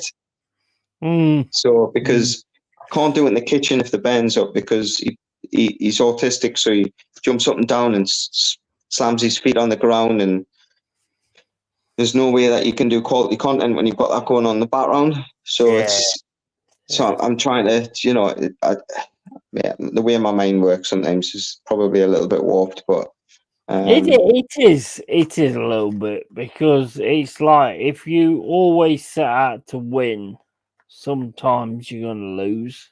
I think sometimes it's And not win, you've it's just got do it to right. understand how it is to lose in order to want to win. You know? Yeah, sometimes you can win by losing, but not realize as well that this thing. Don't get us wrong. I think there's certain things like the channel, like YouTube. The one thing I love about this is the people that you meet. That is the winning. That is the winning for me. The more people I interact with, I feel as if I'm winning. Not the amount of views, not the amount of nice comments that you get. Like when you were at the toilet before, I'm the first person when I go through the comments that when you watch a video back and you go through the live chat, I'm the first person to look at the bad comments, so I can then go right, are they right or am I right? And I'll go. Do you know sometimes they're right? I need to learn this bit more. I need to learn this bit more. Not go far too into this because I'm talking shit. Or do you know what it is? I just love meeting new people. The amount of like for example, there's Wolfie. Wolfie's a lovely lad. Talk to him more probably outside of YouTube than I do talk to him on YouTube. You've got Tony Claude. Just meeting people. That's winning for me on YouTube. I'm never going to make £1 million out of it, and I'm never going to aim to. I do it because, do you know, I might go on holiday down south someday, and someone might say, do you know what it is that I know from YouTube? I don't live that far from there. I'll come and meet you, and you can actually meet them, and rather than over a TV screen, have a meet up with them and say it's nice to meet you. Rather than that's what I do YouTube for, not because I want to be fucking True Geordie or out like that. I do it because I enjoy it. Yeah. Lee was saying it was like, oh, your video, there was 1,000 people watching the other day, and I'm like, was there? That's great. That's lovely. That's nice. But I don't know them. It's the people that I'm speaking to that are the ones that are making it fun for me, if that makes sense. Yeah. Oh, but I love the comments. The comment section is, for me, one of the best parts of YouTube because some of the things that can come up in the comments, I'm sure you've had it. You'll know better than me on your channel. You can have a bad show and then someone put a great comment up and then you're talking about the comment for the next hour. Yeah. 100%. 100%. It's about being yourself and being about who you are. People are going to like it or people are not. It is what it is, isn't it? And it does take it. I don't know about you. You've got to be thick-skinned because when I first started this, I was thrown in at the deep end. I went on NFTV, Newcastle Fans TV. Didn't realise what I was getting myself in for. Then started getting into the channel, and then you're getting people going, why is this fucking big-eared prick coming on and blah, blah, blah, blah, blah, blah, blah, and he knows not about this, and you're like, wow, I was only talking about fucking Gabriel Obertan having a bad game or something. Do you know what I mean? Yeah. And you're like, wow, do I deserve to? And then the next week, someone's saying he's really good, and you're like, you're up and down. And then I got to the point, and I was like, what am I worried about? What people are? Just stop trying to please people and just be yourself. Exactly, mate. That's what the cave is all about. Yeah. And I have good people in my chat, you know. Like you? Decent people. And I'll get rid of remember I was on a different haters. channel when I first met you. You know, you were commenting in it. I can't remember where I was. But I think I was with Wolfie, and you were watching, and you were saying, and I helped out, and hence how I've met you. And now all of a sudden I'm doing a show with you at 2:00 in the fucking morning after an England game. That's what I love about it. You know, I could have been sitting here waiting for the Ben to get up on my own, sitting on my phone, scrolling through fucking Facebook, doing nothing. Instead, I'm talking about you. England football. We've probably only got a few people watching at 2:00 in the morning, but you know, we're having a good time, and I hope they are. Yeah, absolutely. That's what it's all about.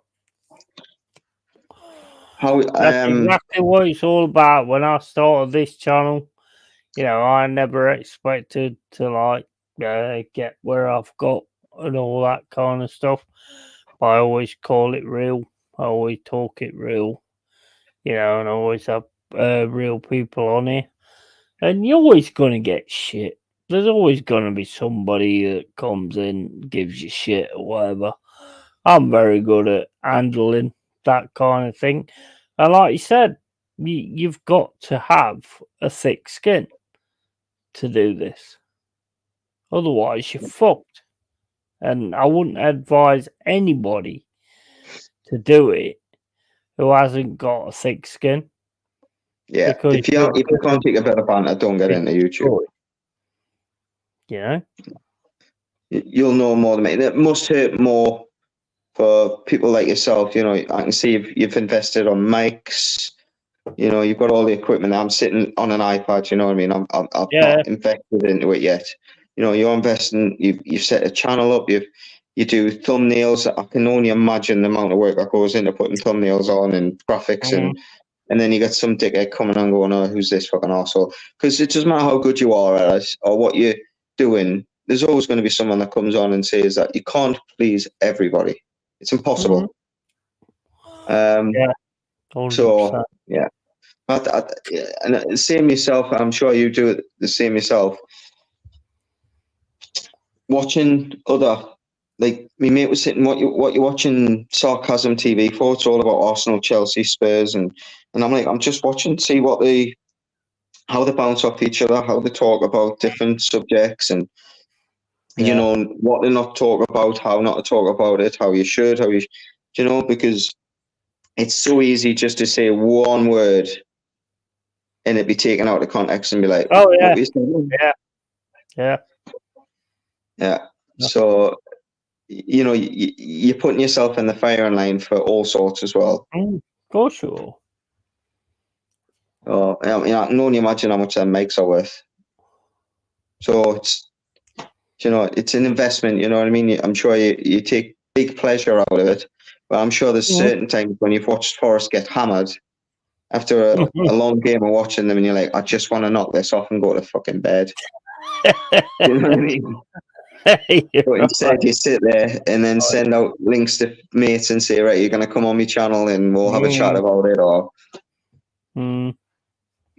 and sitting here about how bad you were for an hour, or you know, you just do what you do.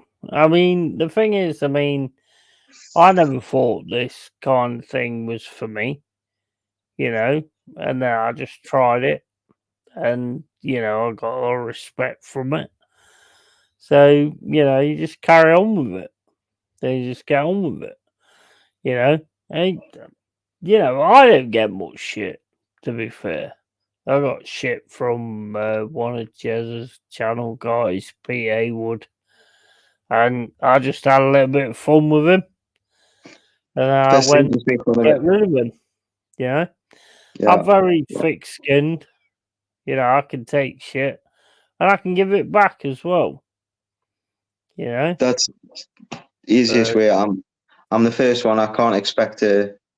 As much as I'll always stay in the grounds of respect, that for example, John Sinclair. I'm sure you've heard of John Sinclair, and he came on. I was on Peter Proudlock's a couple of Fridays ago, and he was getting nailed on Twitter, and I was trying to stick up for him on Twitter, and people are just calling him X, Y, and Z, and he comes on, and I thought, you know what, I'm going to make a joke with him, and I was going, "Are you not watching Man United this week, John?" And he's going, "What?" I went, "Wait, apparently I'm Man United," but he took it as if you're sincere with people who know who you are, and he got back to me and he's going, "Is your hairline's receding more? Newcastle are dropping in the table, things like that. Take it, you know what I mean? I like that. That's what it's all about. A bit of banter." I have utmost respect for John Sinclair. Make sure you follow his channel if you watch this afterwards, because he's just an awesome guy. Nothing but respect for the guy. So yeah. Anyway, guy, we're gonna call this because I'm getting a bit. We kind of went off subject of football, then we've just been talking about general shit. Yeah. Probably more interesting than football, I'll be honest, to England than it. So. It's great having you on, though. Yeah, no, mate, thank you very much for having us on. It's nice to catch up with you. It's nice to have it's kind of been the first time we've been able to have a private chat, but also live, I suppose. Yeah. It's been awesome, man. Absolutely awesome. But I'm going to have to go to bed because I am fucking knackered, to be honest. I'm gonna try and get to bed because if he's gonna be up, I'm gonna be up at about 4 o'clock, I reckon. So if I can get an hour, I don't look this bad for no reason. It's due to lack of sleep. It's not having you on, man. I'm gonna get you on my channel a bit more. No problem, mate. Just up for that. Fucking help out, I'll help out. Yeah, get yourself on Instagram. I can't on Instagram. It's just full of models sending you fucking stupid links. Oh, get yourself on Instagram. You can tell you've been clicking on them by the. Otherwise, I can't fucking get you on. Or I'll just chuck it in the chat. I am on Instagram. I think it's Andy W. Bell. Hang on. I'll have a look. Mine's LongHaired Yeti. So just, I haven't even got the app on my phone. I think I've deleted the app, but I still get the notifications somehow. But if you've got Facebook, I'm Andrew William Bell on Facebook. But if you sign Morgan Gibbs White, then you can fuck off. Don't want to know you ever again. But you wouldn't take Bruno in exchange, though, would you? So, I mean... Nah, mate. I ain't having that at all. We gotta keep that guy. We gotta keep Murillo as well. What happened Murillo's on your fucking radar as well. Who, sorry?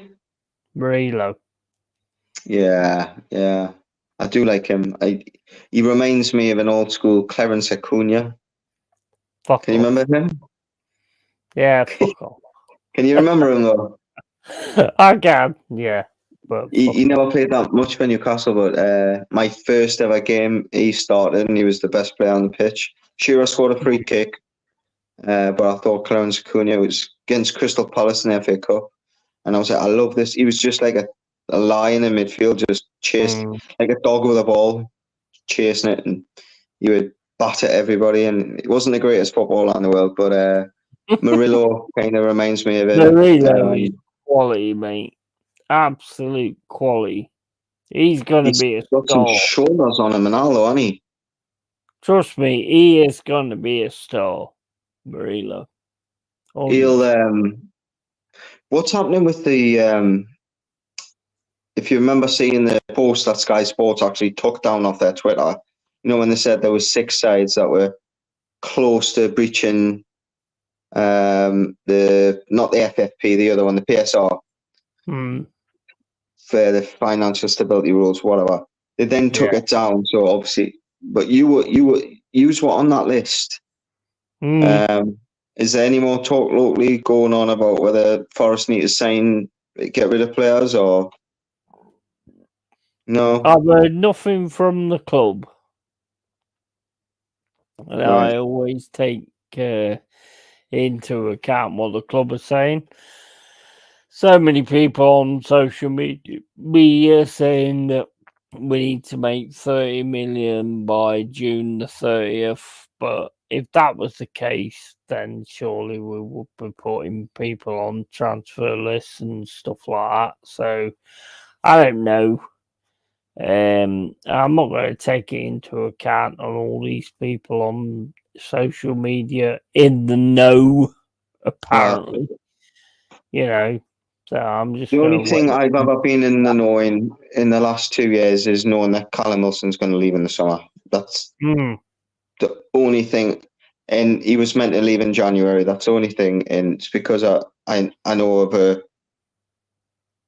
Yeah, I can't say on. Yeah, but yeah, I knew straight away that. But it makes sense to me that the relationship between Eddie Howe and Colin Wilson, you could tell over the last few months has been. But the fact that they've got so much history, and the fact that Colin Wilson, when he is fit, gets your goals, kind of tells me that if Colin Wilson's happy to play competition, so Isaac's going to be our number one. Let's just say Isaac's going to be our number one striker. Let's say we brought in a Sesko. I'm just using him as an example. If Colin Wilson's happy for Eddie Howe to say, look, there's no guarantee which one of you is going to be number two. Are you willing to compete with him to be number two? Because what he's also got to take into account is Isaac's probably just as good on the left as he is as a striker. So there might be games where he goes, one is starting up front, one is going on the left. Then you've got a striker on the bench. We've never had that in the whole time Eddie Howe's been in charge. So for me, it would make perfect sense to keep Colin Wilson. The problem is you can't keep him as a dependent player because the more you play him, the more chance you've got of the inevitable happening. And I'd love it. For example, like, can you remember when Man City had Dzeko and Negredo at Man City? You know, Negredo didn't have the greatest injury record, neither did Dzeko. But because Aguero was the main man, them two got a break because they would play cup games, they would come off the bench. They weren't asked to play 180 minutes a week, 2 games in a week. They were only playing 90 minutes in a week, coming off bench. Callum Wilson could do that because you could ask him to play an hour, give him a day off, light training the next day, recovery, because you've got a young lad like a Sesko coming in. For me, but I just don't see it happening. I think that relationship's gone. Yeah. I think that would be an ideal thing for you. He would do a great job for someone like a West Ham or you or, I don't know, a Brighton or something like that. But again, it's if you keep him fit. Yeah. Because he's as good as the striker I've seen since. And I mean, when I say striker, I mean goal scoring striker. I don't mean all round player. I mean, just he's good in the air. He's quick. He does everything good. As Sheeran, since Papi Cisse was decent, Demba Ba. Shearer, mate. Do you know what the best thing was? Shearer was different class, mate. Who? But Shearer was different. Shearer was quality, mate. Of course he was. Of course he was. But I remember watching games when I was a kid with my mum, and my mum would go, "Why are them players passing the ball to Shearer there? They could have scored themselves." And I used to just go, "No, they couldn't." And then I watched the games back as an adult, and I go, "Do you know what it is? She was fucking right. They could have scored there, but they passed it to Shearer." And my gran used to turn around to me and say about Collymore. He used to say, all he does, he stands at the top, and that's all he does, and then they pass to him, and then he scores. And I was like, yeah, but the main thing is that he scores. Because that makes the difference. I mean, Collymore was just something different. He was. Do you ever watch that Under the Cosh podcast? Hmm? Have you ever seen a podcast called Under the Cosh? Nah. Have a watch, mate. They have ex-footballers, current footballers. Trippier's done a one, and Steve Warnock was on. And there's been a few ex-Liverpool, like young Michael Thompson that went to Blackburn and they all said Stan Collymore had the ability to be elite. He's the best striker I've ever seen. Could have been England's number one striker. Could have been. Yeah. He could have taken over the mantle. He's the best striker I've ever seen. They're all safe, but because of his other activities in his life that he had, it never worked. They said he was the type of person that he would walk past you in the corridor on a Monday, say hello to you, and on a Tuesday would want to fight you. Bipolar or whatever it was with his mental health, whatever it be. But he was big, strong, quick, good in the air, great touch. Oh, mate, he had so much going for him. Power, pace, everything. And I remember him scoring that bastard goal in the 4-3 times and still score. He was the most amazing striker I've ever seen, to be honest. I mean, everybody talks R9, but I'm sorry. But for me, Collymore was quality. Absolute quality. Even better. I've got to back you up on that. I remember my football team teacher when I was a kid. I mean, I'm 38. I think I was 6, 7 at the time. And the teacher was a Forest fan. And it was the year Collymore left. Yeah. And he was gutted. So it was kind of a player that you keep an eye on subconsciously because, and I'll never ever forget when he gets the ball on his left foot, edge of the 6-yard box and beats Shaka and it's Collymore, and you're like, no, fucking hell. Then you got Keegan fucking slumped over it, and you're like, oh god, no, please, no. Yeah. I mean, a lot of people won't agree with me, but I think he was better than R9. No, fuck off. I think he was 100% better. Go to bed. Yeti, go to bed. R9 is. I'm telling you now, if he didn't have injuries, he'd be the greatest footballer of all time. He did. Yeah, maybe he didn't get into the international level, but he was quality, man. R9 for me was the phenomenon. Messi. See, I've always been a Ronaldo rather than Messi. Not because I think Messi's worse than Ronaldo. It's just because you ever watch the film Weird Science? Nah. When they make a woman on a computer, right?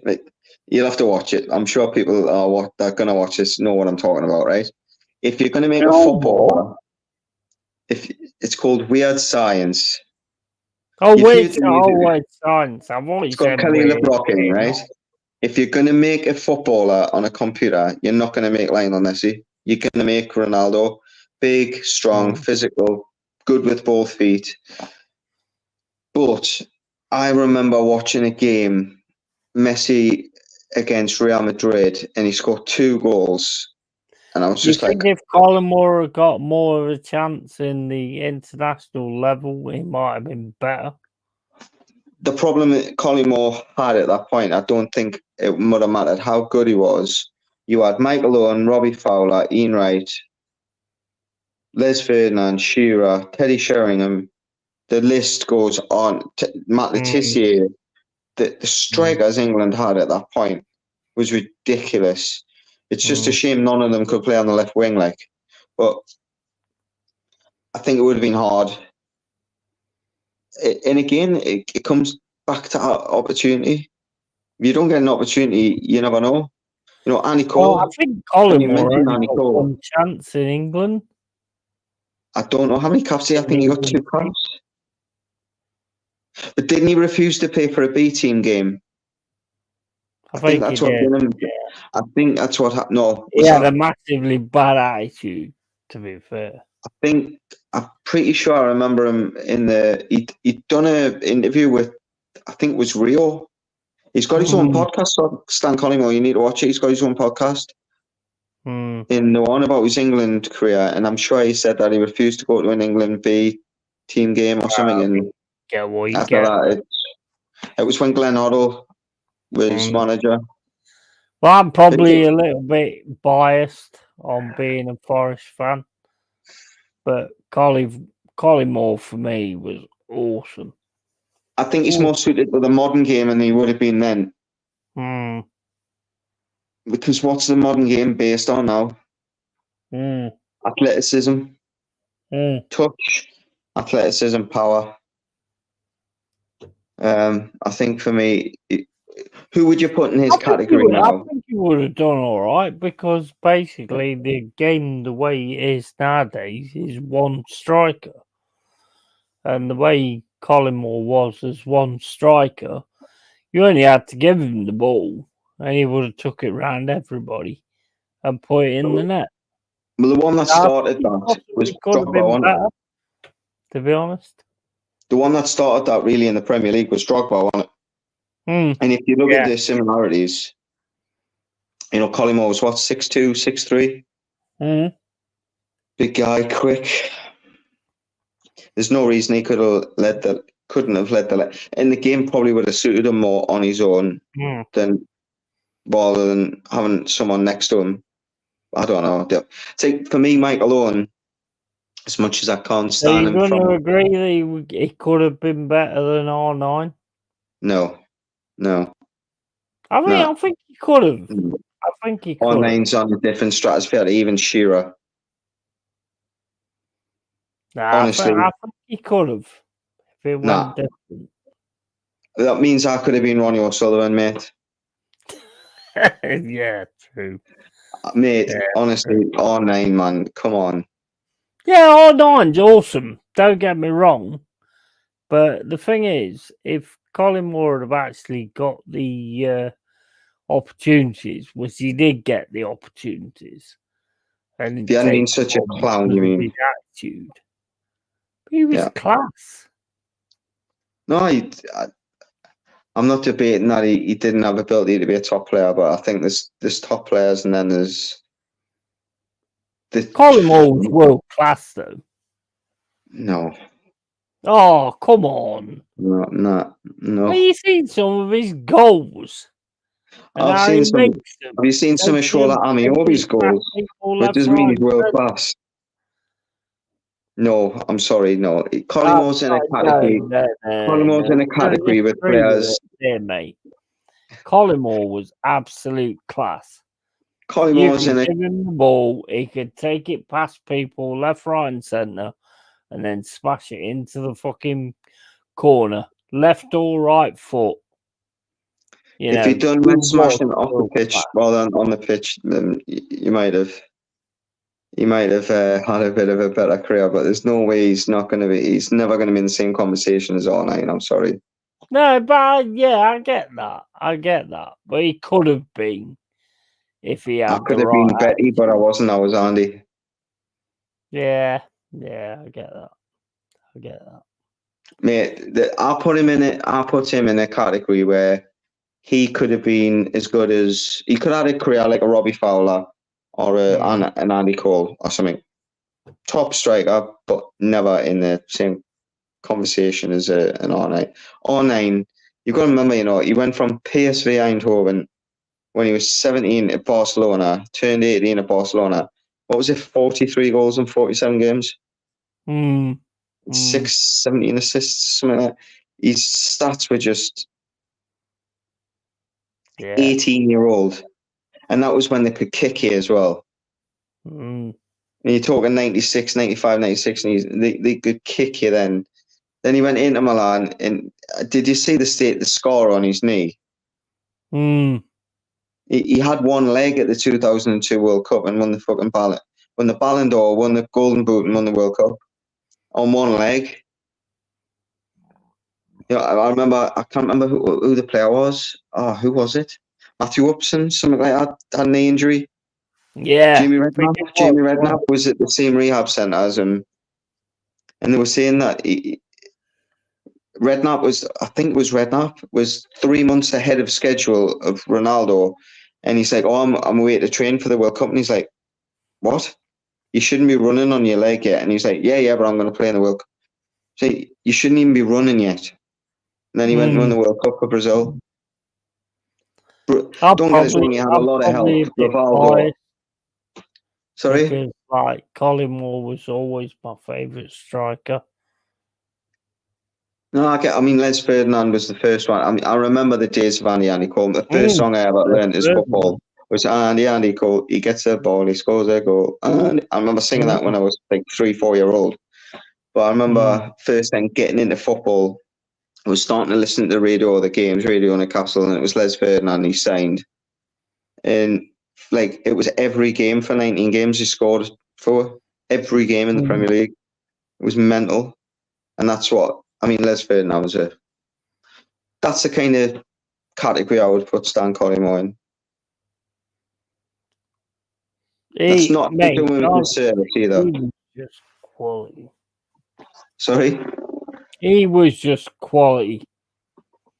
Absolutely. But I mean, at the same time, Ronaldo had Rivaldo and Roberto Carlos and everyone helping them. So, yeah. Stan Collymore's got that argument, he had Stuart Pearce and fucking Steve Stone. Well, he had players playing it to him, like Lars Bohinen and all that kind of stuff. And it worked. So who's your favourite ever Nottingham Forest player then?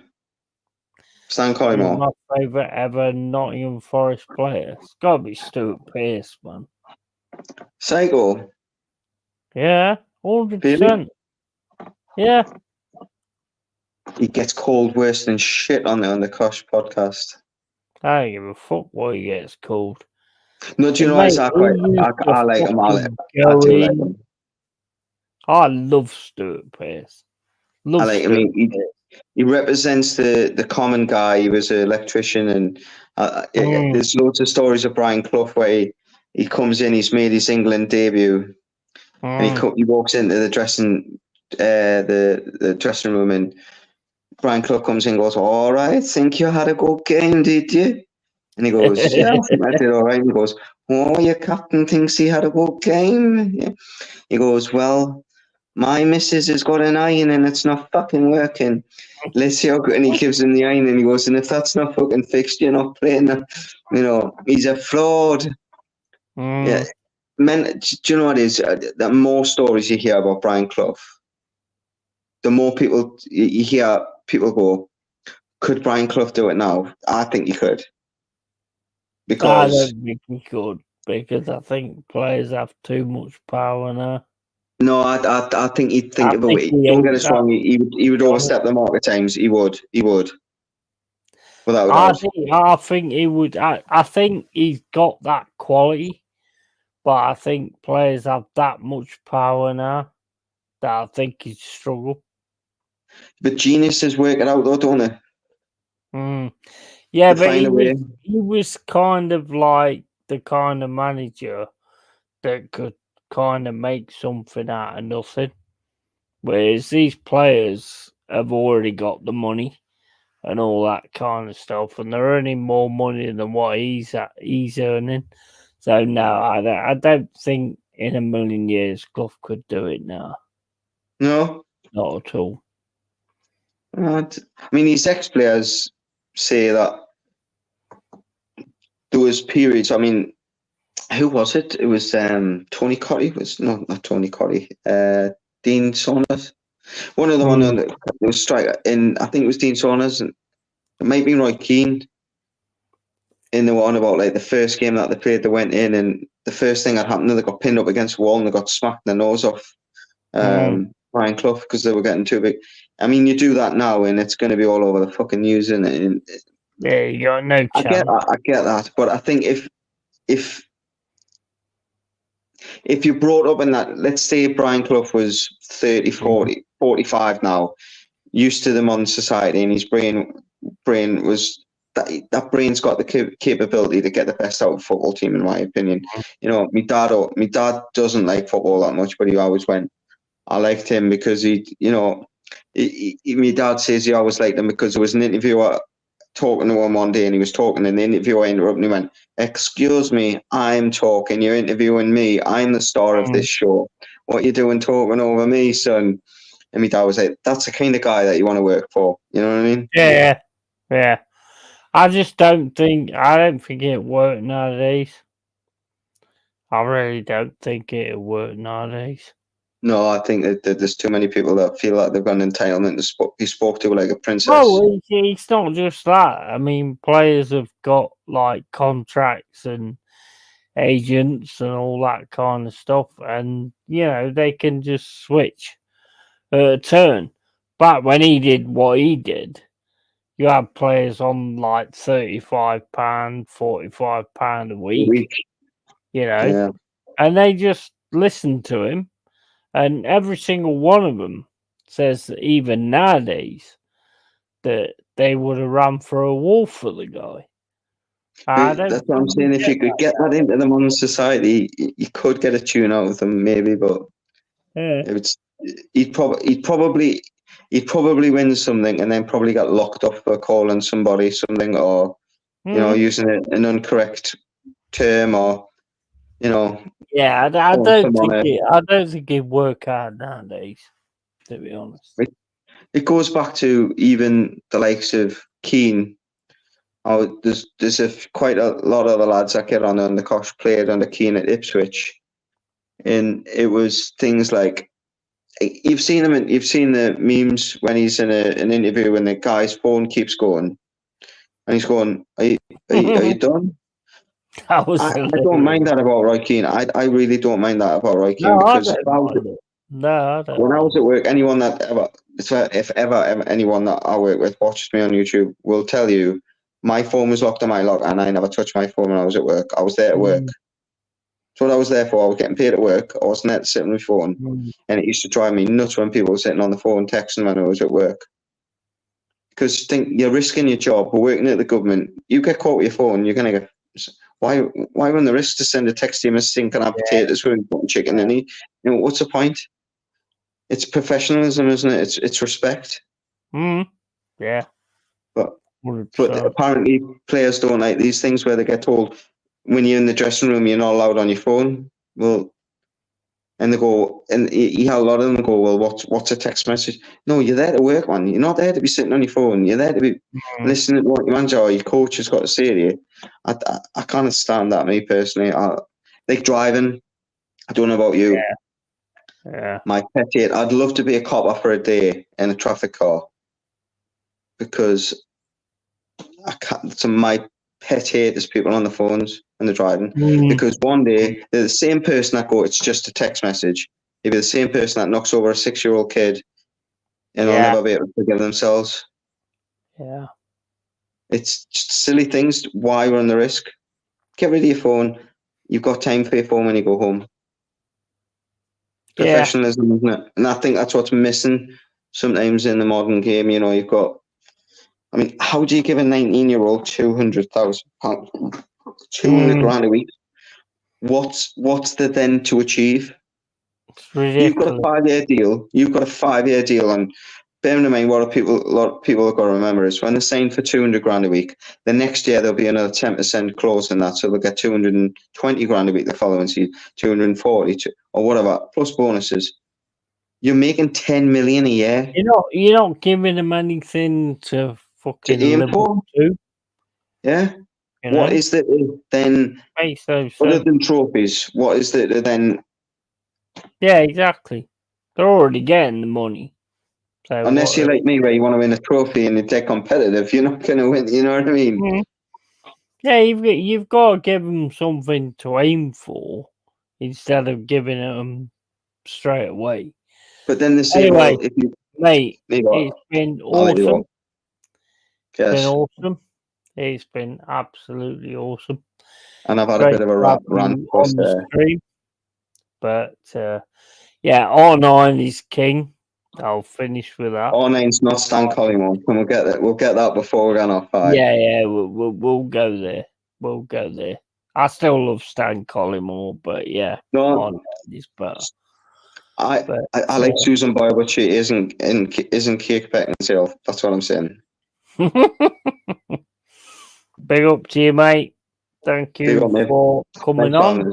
And as always, keep it real, keep it yeti. And one more thing, he's wrong, but I'm not. Anyway, catch you later, guys. Fucking R9 and Stan Collymore. The things that you talk about 2 in the morning.